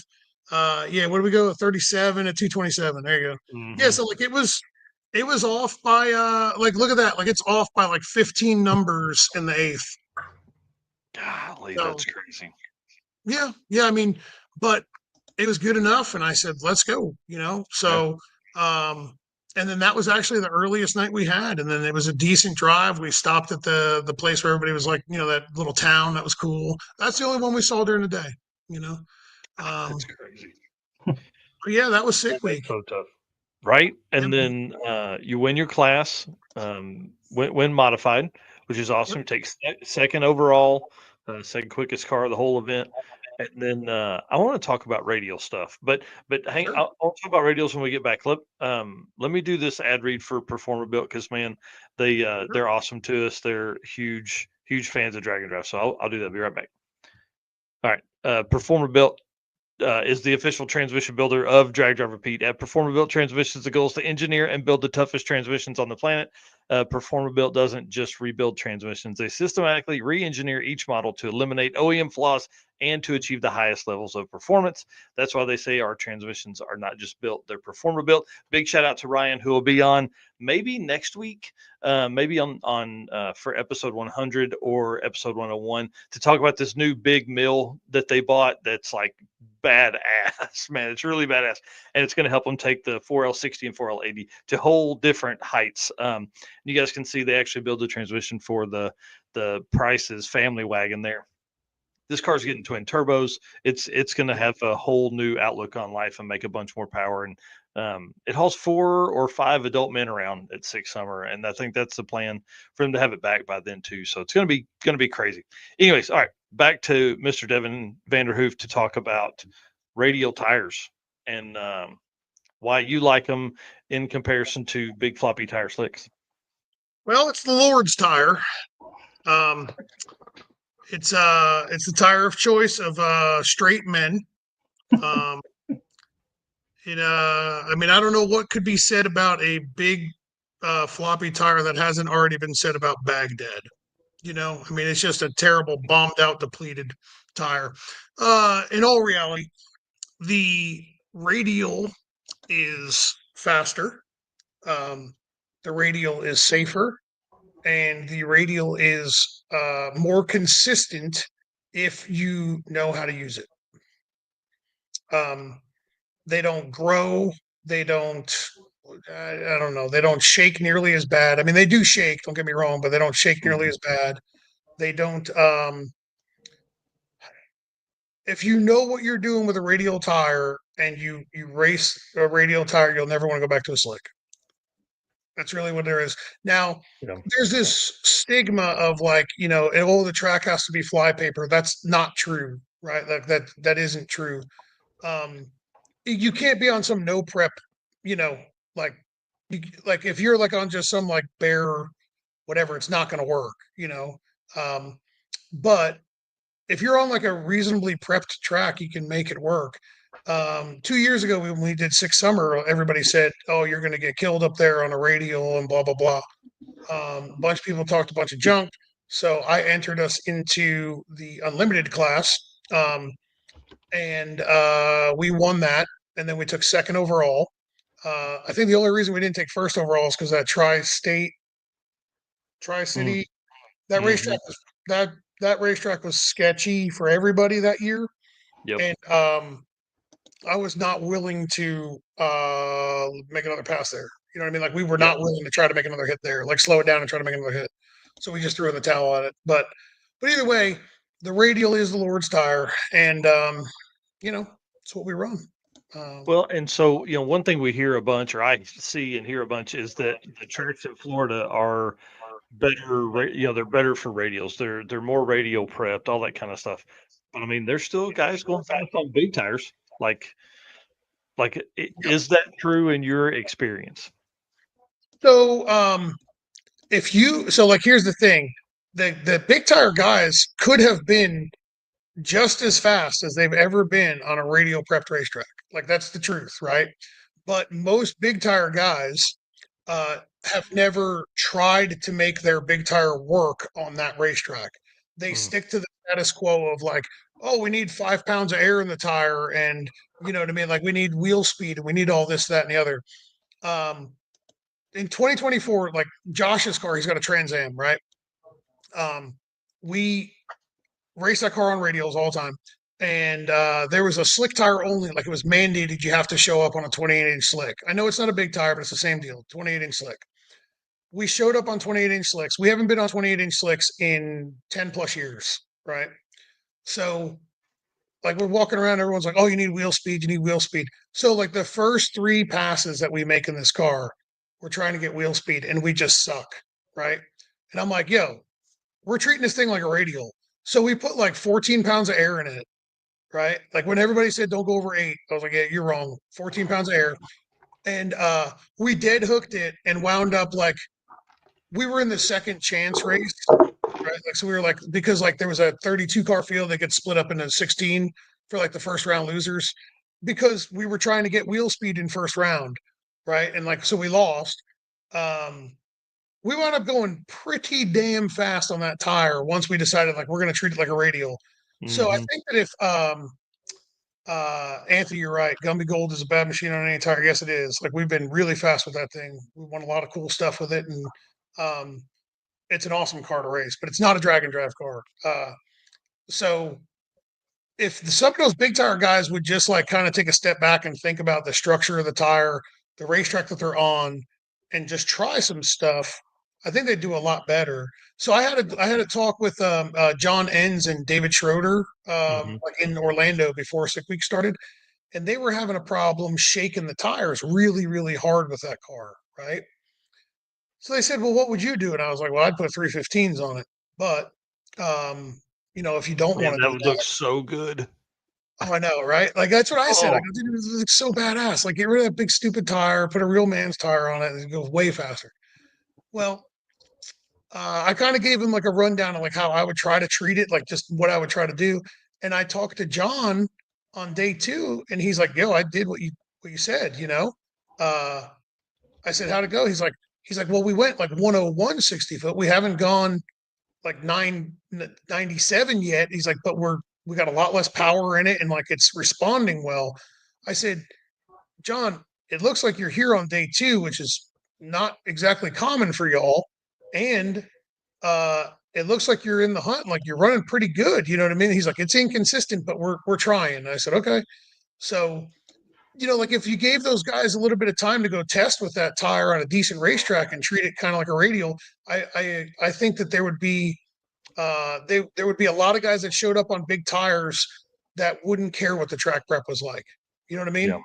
yeah, that So makes sense. And so, again, we go back to why Dragon Drive is so interesting because those guys that are at World Series right now, those guys are making 2 or 3 passes a day all week, and they're going to know how the car is going to react at Bradenton when it comes to qualifying tomorrow or racing on oh, yeah, Friday and Saturday. But Dragon Drive doesn't get that. So like a lot of times guys show up, we make more passes during the week of the Dragon Drive than we do the whole year for a lot of other guys, oh for me sure, yeah, yeah. especially, but like those guys go out and you're getting one test hit if you get 2 passes a day. If Right, you get two right. passes a day. So Right. Yeah.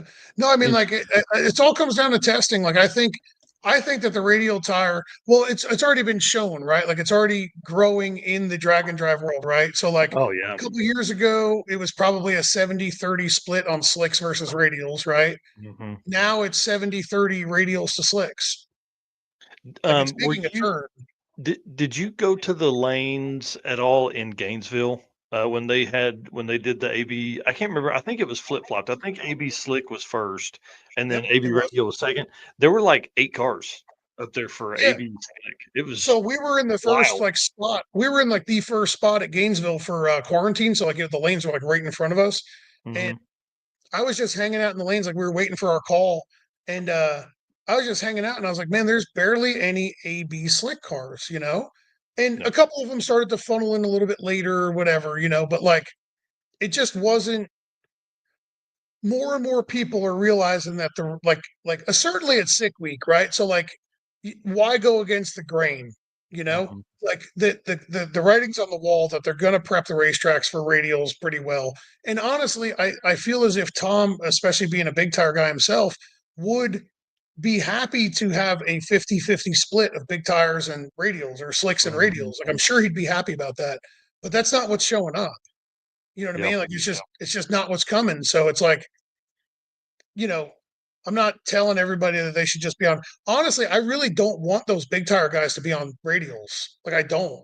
Like I don't. But like, dude, if they figure that out, like if they figure out like a radial, we're screwed, Yeah. right? Like we are. I mean, they have chassis cars and like Tom Bailey's got a pro mod. You know what I mean? Yeah. Tom figures out how to make a radial run at his event and he keeps the thing together and alive, it's going to be a 560 car. Like, Yeah.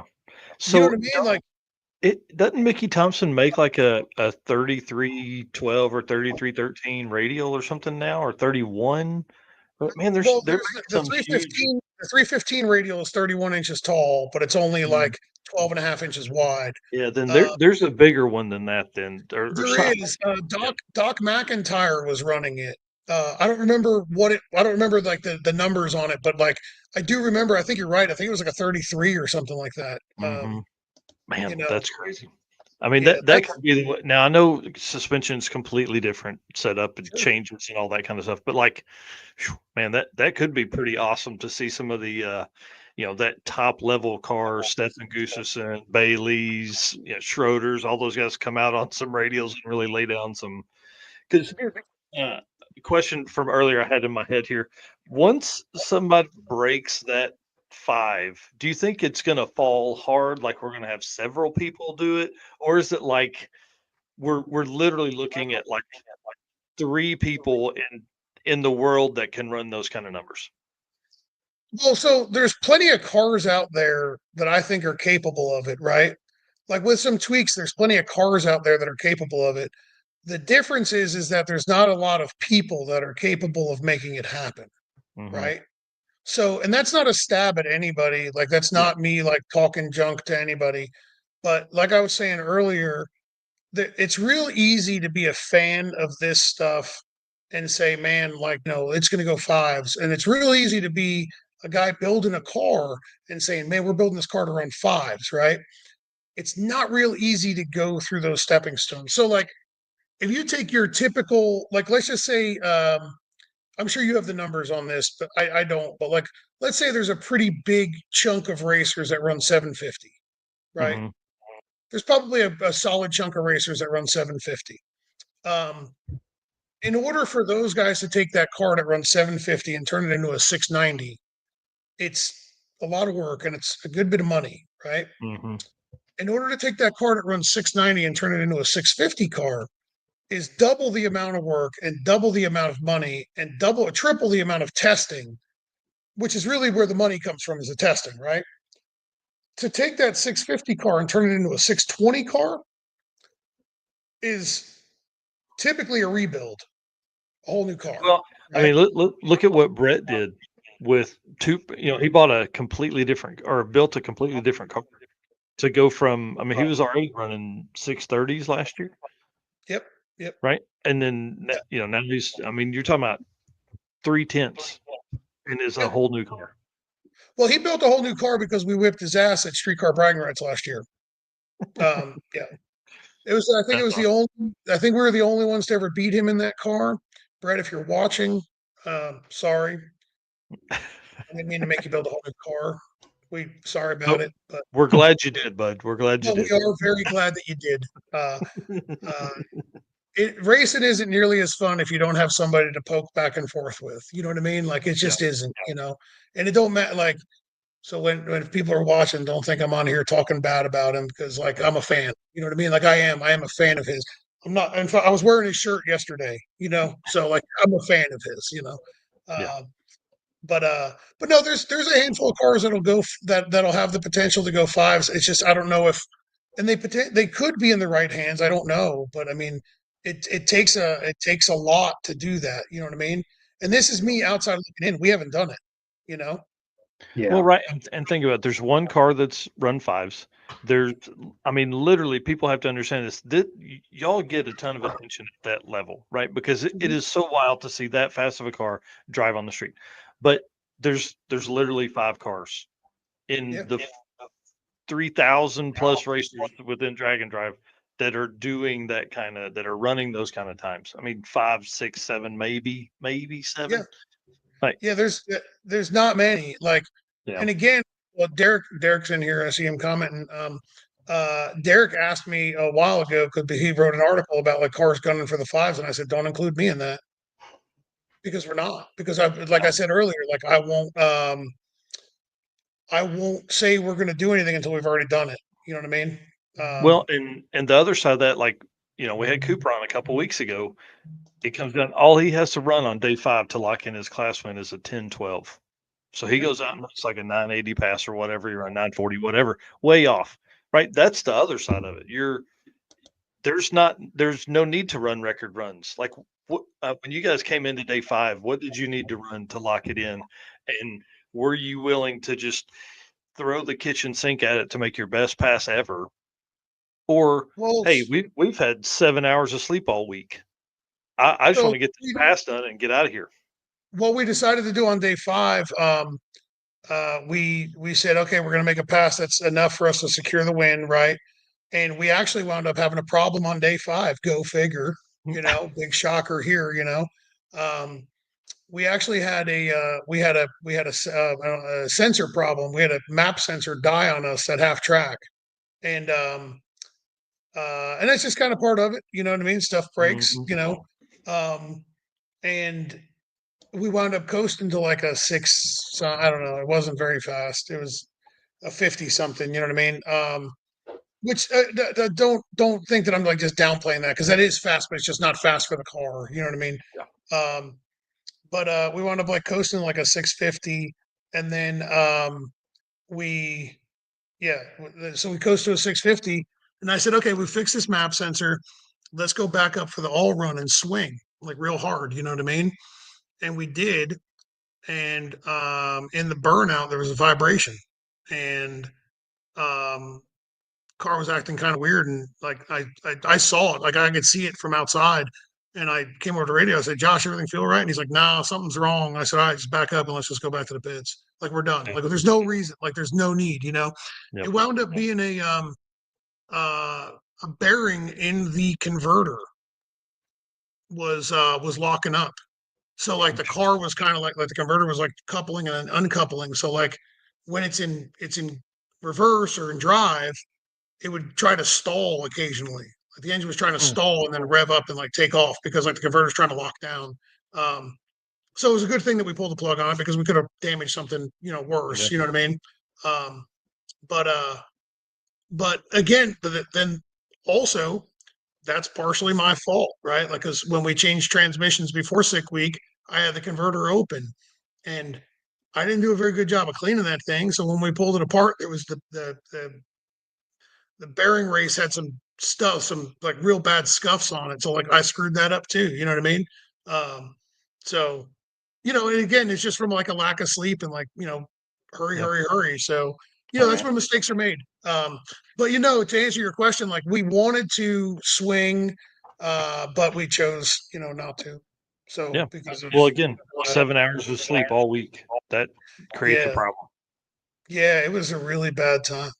Like it was Well, then you came home from sick week, and then you tore the whole car apart again. So what's it apart for? Is it refresh? Is it changes? no, I had to clean it. Yeah. Yeah. Because I can only imagine what it was like. Well, so what happened was we had a rear main seal.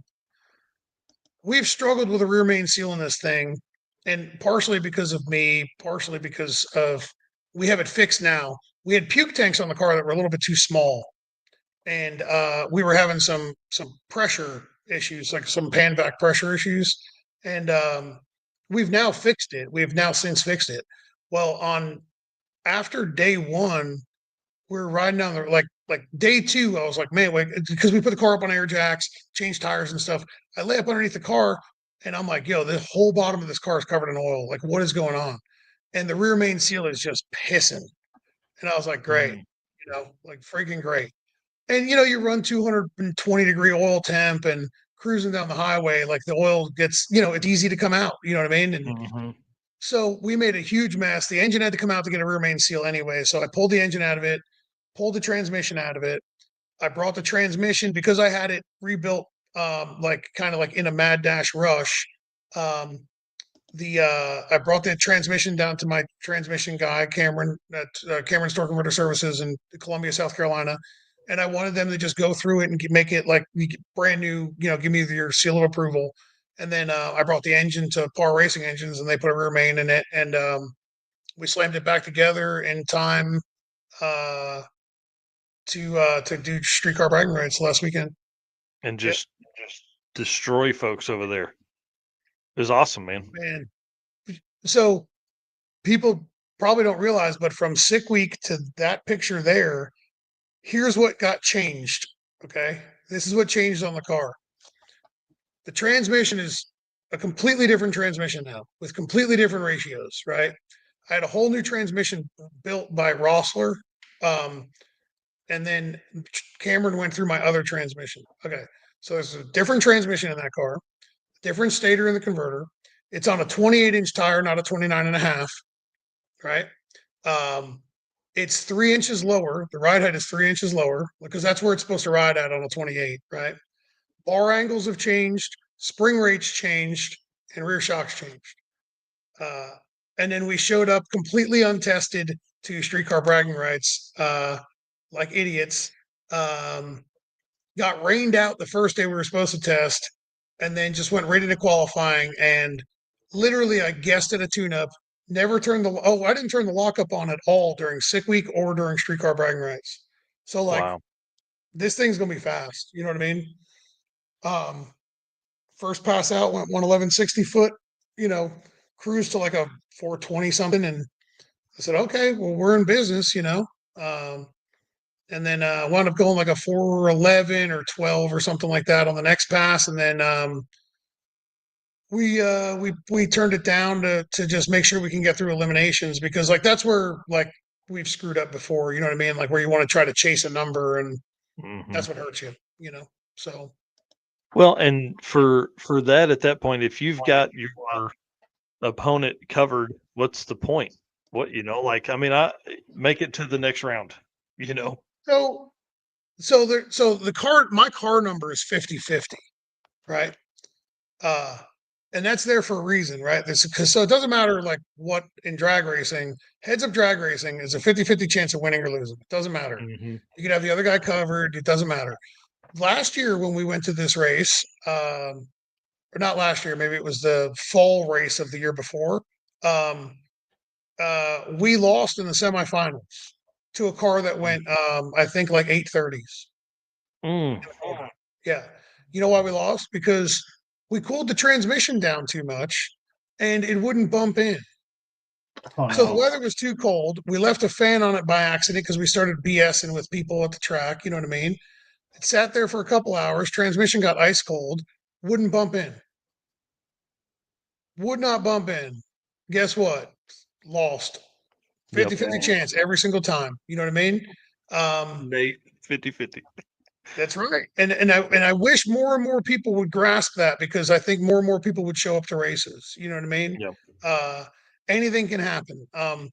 We caught a little bit of flack about like, one guy was trying, like he was upset, that we were there. But the interesting part of it was like he was bitching because he said, well, you guys have, you're faster than me by almost a second. And it's like, yeah, but the last round, the guy that you just beat last round, you were faster than him by more than a second.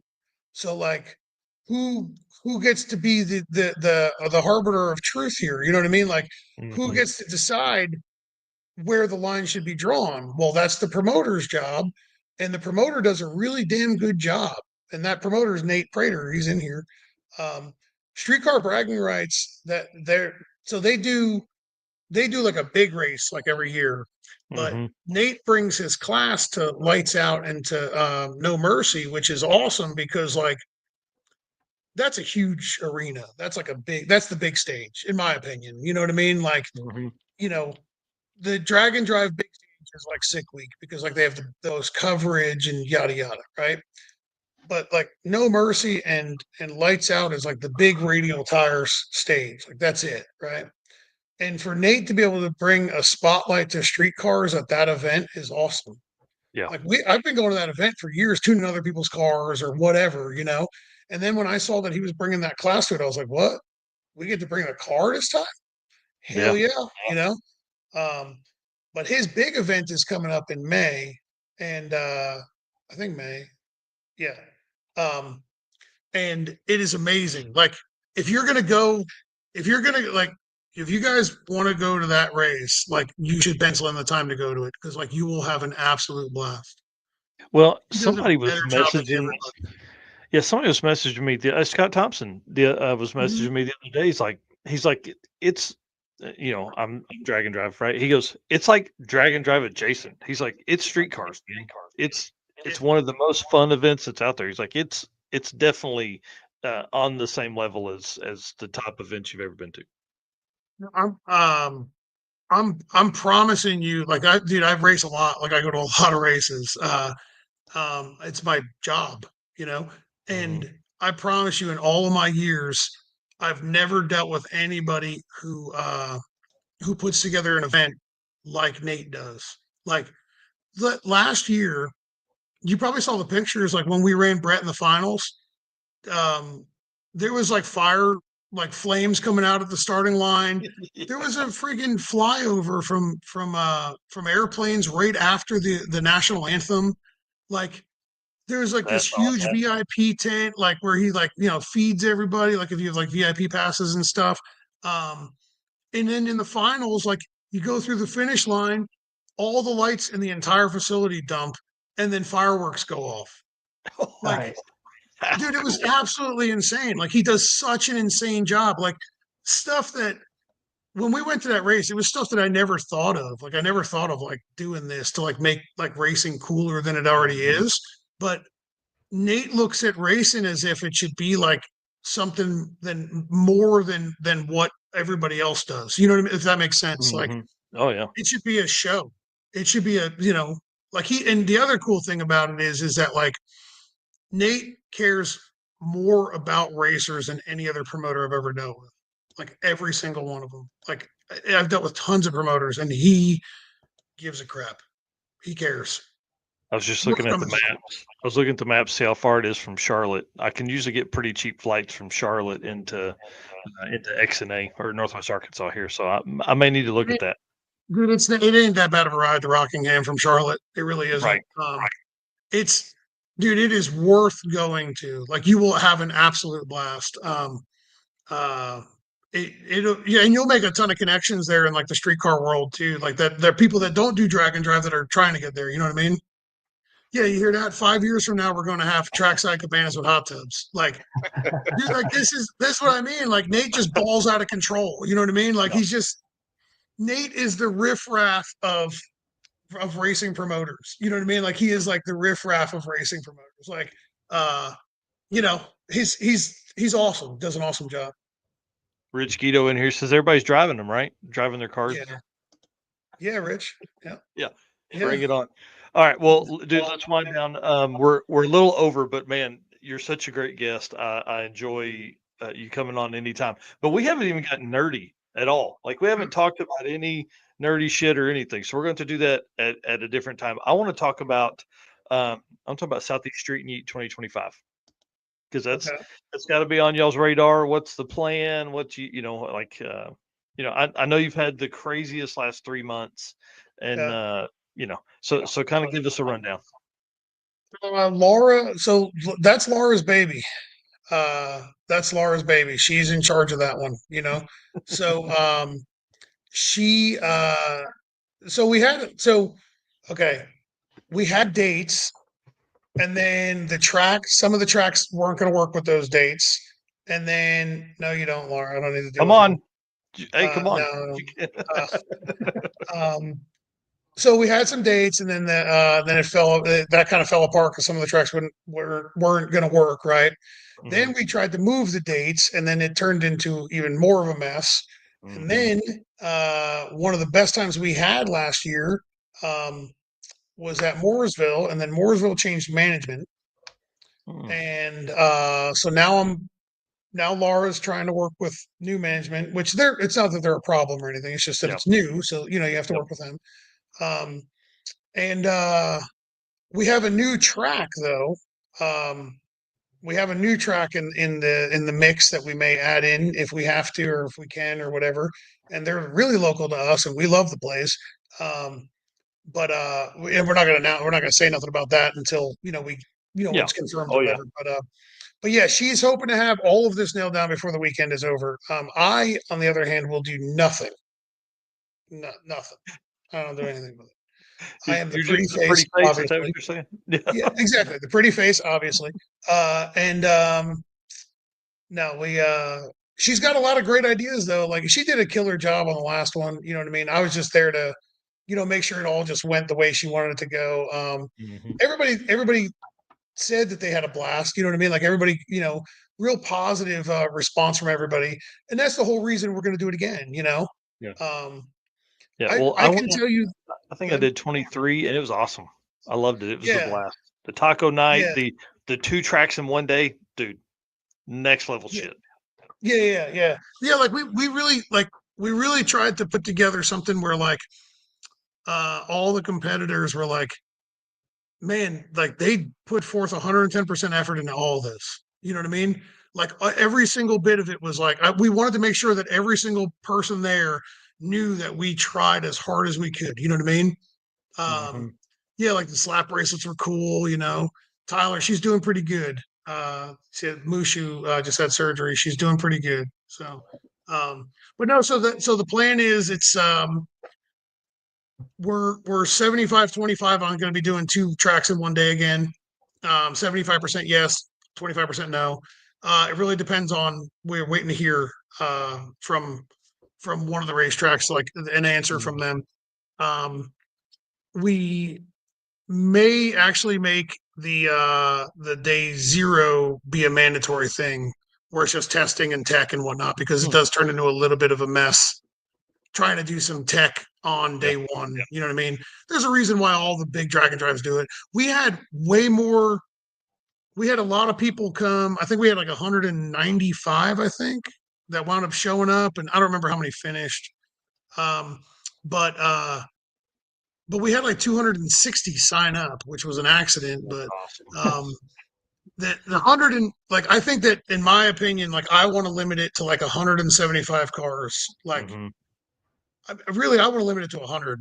But but realistically, like 150, 175 is like the perfect number where everybody can, like, I want those 100, like, yeah, there'd be people that'll be mad that they didn't get to come, but I want the 175 people that do get to come, or the 200, let's call it 200, right? Yeah. I want those 200 people to understand that, like, dude, this was an absolute blast. Like, we got to Mhm. run as much as we wanted to. Like, there was no real major holdups. Like, we run the lanes really efficiently. Like, we try to, at least. Mhm. Um, everybody nobody ever really complains that like they didn't be able to get enough passes in, or whatever. We want to back it up a couple weeks. That's the biggest thing. We want to get out of November and get into October, just because of weather. Mhm. So 3 years in a row, 3 years in a row we got rain and whatnot, and it's like maybe that week is just bad news. Yeah. So Man, yeah, moving back into October would be great, and October's still pretty thin, for the season. Now, the benefit you guys have is obviously it's a national level event, it's a points event for the Drag and Drive World Championship, and at this point, it's the final event of the year, which really we had to have in 2023. So, you had like, Ryan Hargett and Brian Goldstone come out, and they're duking it out, trying to get all the points they can. So, yeah, I think that as the World Championship point still becomes more prominent, um, events like yours late in the season, guys are looking for that. They're like, I gotta have one. I gotta have an event that I can get to. You start looking for at sure. 200 cars, they're gonna need those passes. They're gonna need Yeah, that opportunity in the afternoon. And like, man, I mean, you guys have great tracks. You have the people understand, and the cars that come out are awesome. Lots yeah, of really yeah. really cool cars.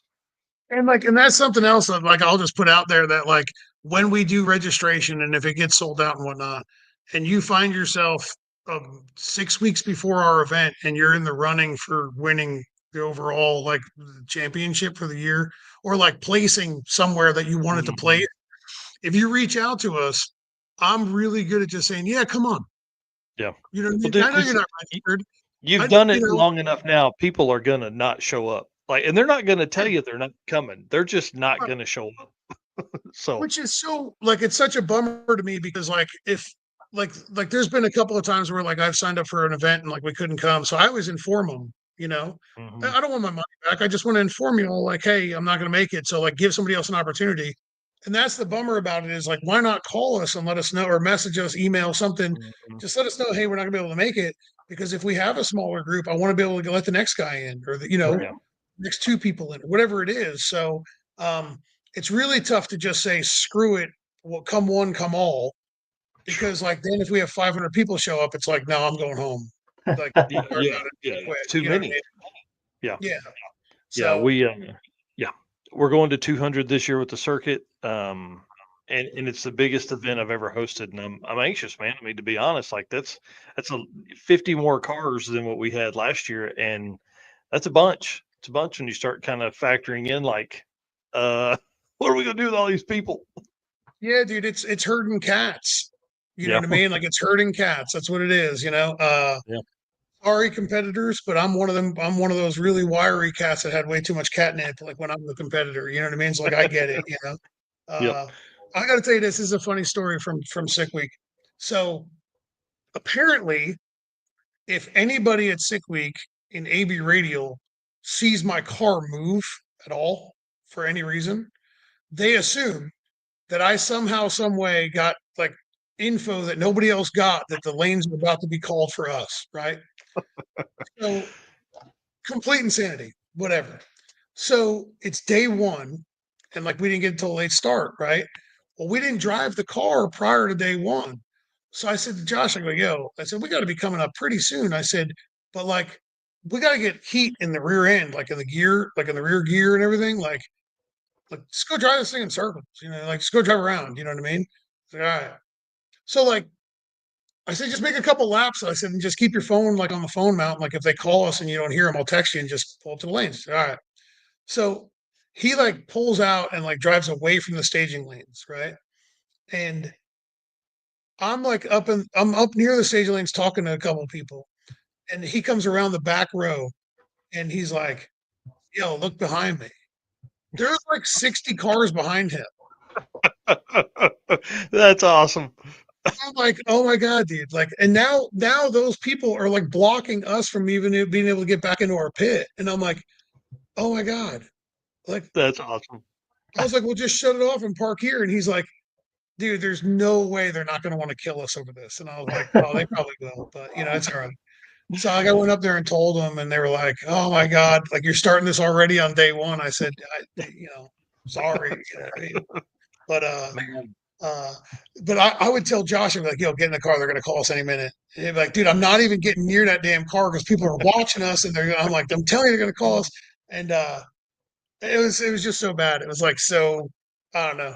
It was really funny though. It was really because like it was like literally like a parade of people like following him around. I was like, God dang guys, like come on, you that's know. I know awesome. you're anxious, but chill out, you know.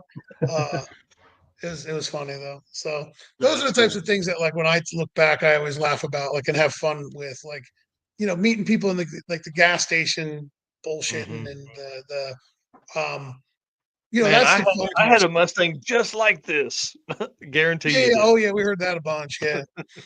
Well, I can tell you what our schedule is for this year. We are going to run streetcar bragging rights in May. We're going to run six summer. We're probably gonna if Nate has his event at No Mercy this fall in Georgia, we're gonna run that. We're gonna run the Sick at the Rock thing. I saw that they just changed some stuff around with that this afternoon. Mhm. Um, I don't know if we'll do that or not. I don't know. I'll just have to kind of read about it and see if it's something that you know is good for us or not. And then, yeah, Laura, that's what I'm talking about. Well, she's the one that books all the stuff, so like she probably knows better than me. Um, and then I think that was really all we really had planned. There's a handful of like there's a couple of shootouts that are like local that we're gonna go to and run them. But that's it. You know, That's awesome. That's all. so I mean, like, I was going to ask if you made it into drag week. It's going to didn't even MI try. offer and okay. Didn't even try. Break my heart. It's okay. It's fine. Well, man, it's drag week. Where is it? It's up in VMP and everything, and like in Philly, Hmm. right? Yep. Yeah, man. Like, why? Dude, I'm telling you could, hey, you could go back. It's like back home. Yeah, like it is back home. Like, I don't think they could pay me enough. You know what I mean? Like, why? I don't want to go to Philadelphia. Like, I yeah, hate Philadelphia. yeah. You know, It's no, awesome. we're not going to do the King of the South. That was a slick tire race. We're not going to do that one. We were going to do that with Josh's car, but Josh's car is a little bit is pulled apart at the moment. So, um, Yellow Belly's yeah, an no, interesting spot. I've never been there. Yeah, it's really, really cool, man. It's as a spectator, you're literally from like this is the track, like I'm touching the track. It's behind this Yeah, chicken wire fence, you know. I've seen a bunch of videos from it. It's awesome. Uh, Yeah. uh, they're it does look really cool. That's the place that like has the there's like something overhead, right? Yep. Yeah, it's got like covered spectator parking. I mean, it's So there's this is 11 where my Mexican brain parties goes. going on. This is where my brain goes every time I see a video from there. Do you remember like at the boardwalk, like with the bumper cars with like the electric Mhm. things over time? Every Yeah. time I see a video from there, I think about bumper cars with the little electric thing overhead because it Yeah, looks like that's one of those exactly little what it things, and I'm feels like, like too. yeah, I'm like, oh, look at that! It's a little bumper car thing, you know. Like that's where my brain goes every time I see a video from there. So it always Yeah. did look. It looks really cool there. I've never been. So Yeah. It's a where's neat that? I don't track. even know where it's at. South of Dallas, Texas. Oh yeah, no. Yeah. No, Yeah. like, So, Rich, I do have a question. Will you be there the weekend of April that for Little Gangsters that weekend? That's my question to Rich before we jump out of here, because we'll be down there. Midwest Drag Race Series kicks off their event that weekend as well. So it'll be Jimmy Dale doing his race and then Midwest Drag Race Series, same weekend, same area. We're at XRP there at Yellow Belly. So that'll be oh, pretty cool. wild. Yeah. That's neat. Yeah. I I was gotta go to hoping we could. XRP. I gotta go to XRP this year for a grudge race. So, Nice. Nice. Well, um, it's a great track. XRP is an awesome track. They oh, I like the racetrack. I just hate. I'm so sick of the grudge racing. yeah, Yeah. you're all drag and drive now. That's the way it goes. I see streetcar And Devin. well, it's that car. My car has always been a street car. But a lot of my customers and stuff I deal with are in the grudge world, and the grudge racing is I don't know, man. The vibe that you get at a street car event or a drag and drive event. Honestly, what it is, I think what the biggest thing is that the clocks are on. Mm, And like there's just something about when the clocks are on where like it seems like everybody has a lot more fun. yeah. Well, Like there's no bullshitting then. right. Like you can't lie your way through it or anything. You know what I Yeah. mean? So oh hey, you know what else I wanted to say? I wanted to shout out Summit for helping us out at Sick Week. They were So awesome. instrumental. They were good to go, Yeah. I don't Those want to sit here. We got plenty of sponsors, but they were somebody that helped us at the track that sponsored y'all and sponsored the event. Like yeah. it's as a business owner, it's tough to be supportive of Summit because like they're the gorilla, you know what I mean? Like and like they just outsell you. But as a racer, like you can't you cannot let them go unappreciated. You know what I mean? Like they were great. So Yeah, and those guys that were down there working, they're drag and drive racers. Like, Tommy races Drag Week. yep. Alec autocrosses a Grand Marquis or Crown Vic. I mean, he's an idiot, and a Miata. So imagine big Alec in a Miata racing. It would be awesome. But yeah, those guys are great. All right, dude, we're gonna put you backstage. Tell everybody where they can follow you and all that kind of stuff, and then we'll close the show out. My name on Facebook and Instagram. Then our website for our business is hcrinnovations.com. And then if you look me up on YouTube, my name on there is the Holly EFI guy. Yep. We wire, plumb, and tune race cars, and we go racing. That's about it. Dude, yeah, and you are a busy man doing that. So hang tight. Stay with us. I want to talk to you about a couple things, and then we're gonna finish this up. Okay, cool. Man, I appreciate him coming on and spending the time. It's wild. Like, do we need to extend the show to 3 hours? This is twice now we've gone over. I'm gonna need a more comfy chair if we're gonna do that. Oh, I'm telling you, yeah, my back's hurting already. But man, this has been great.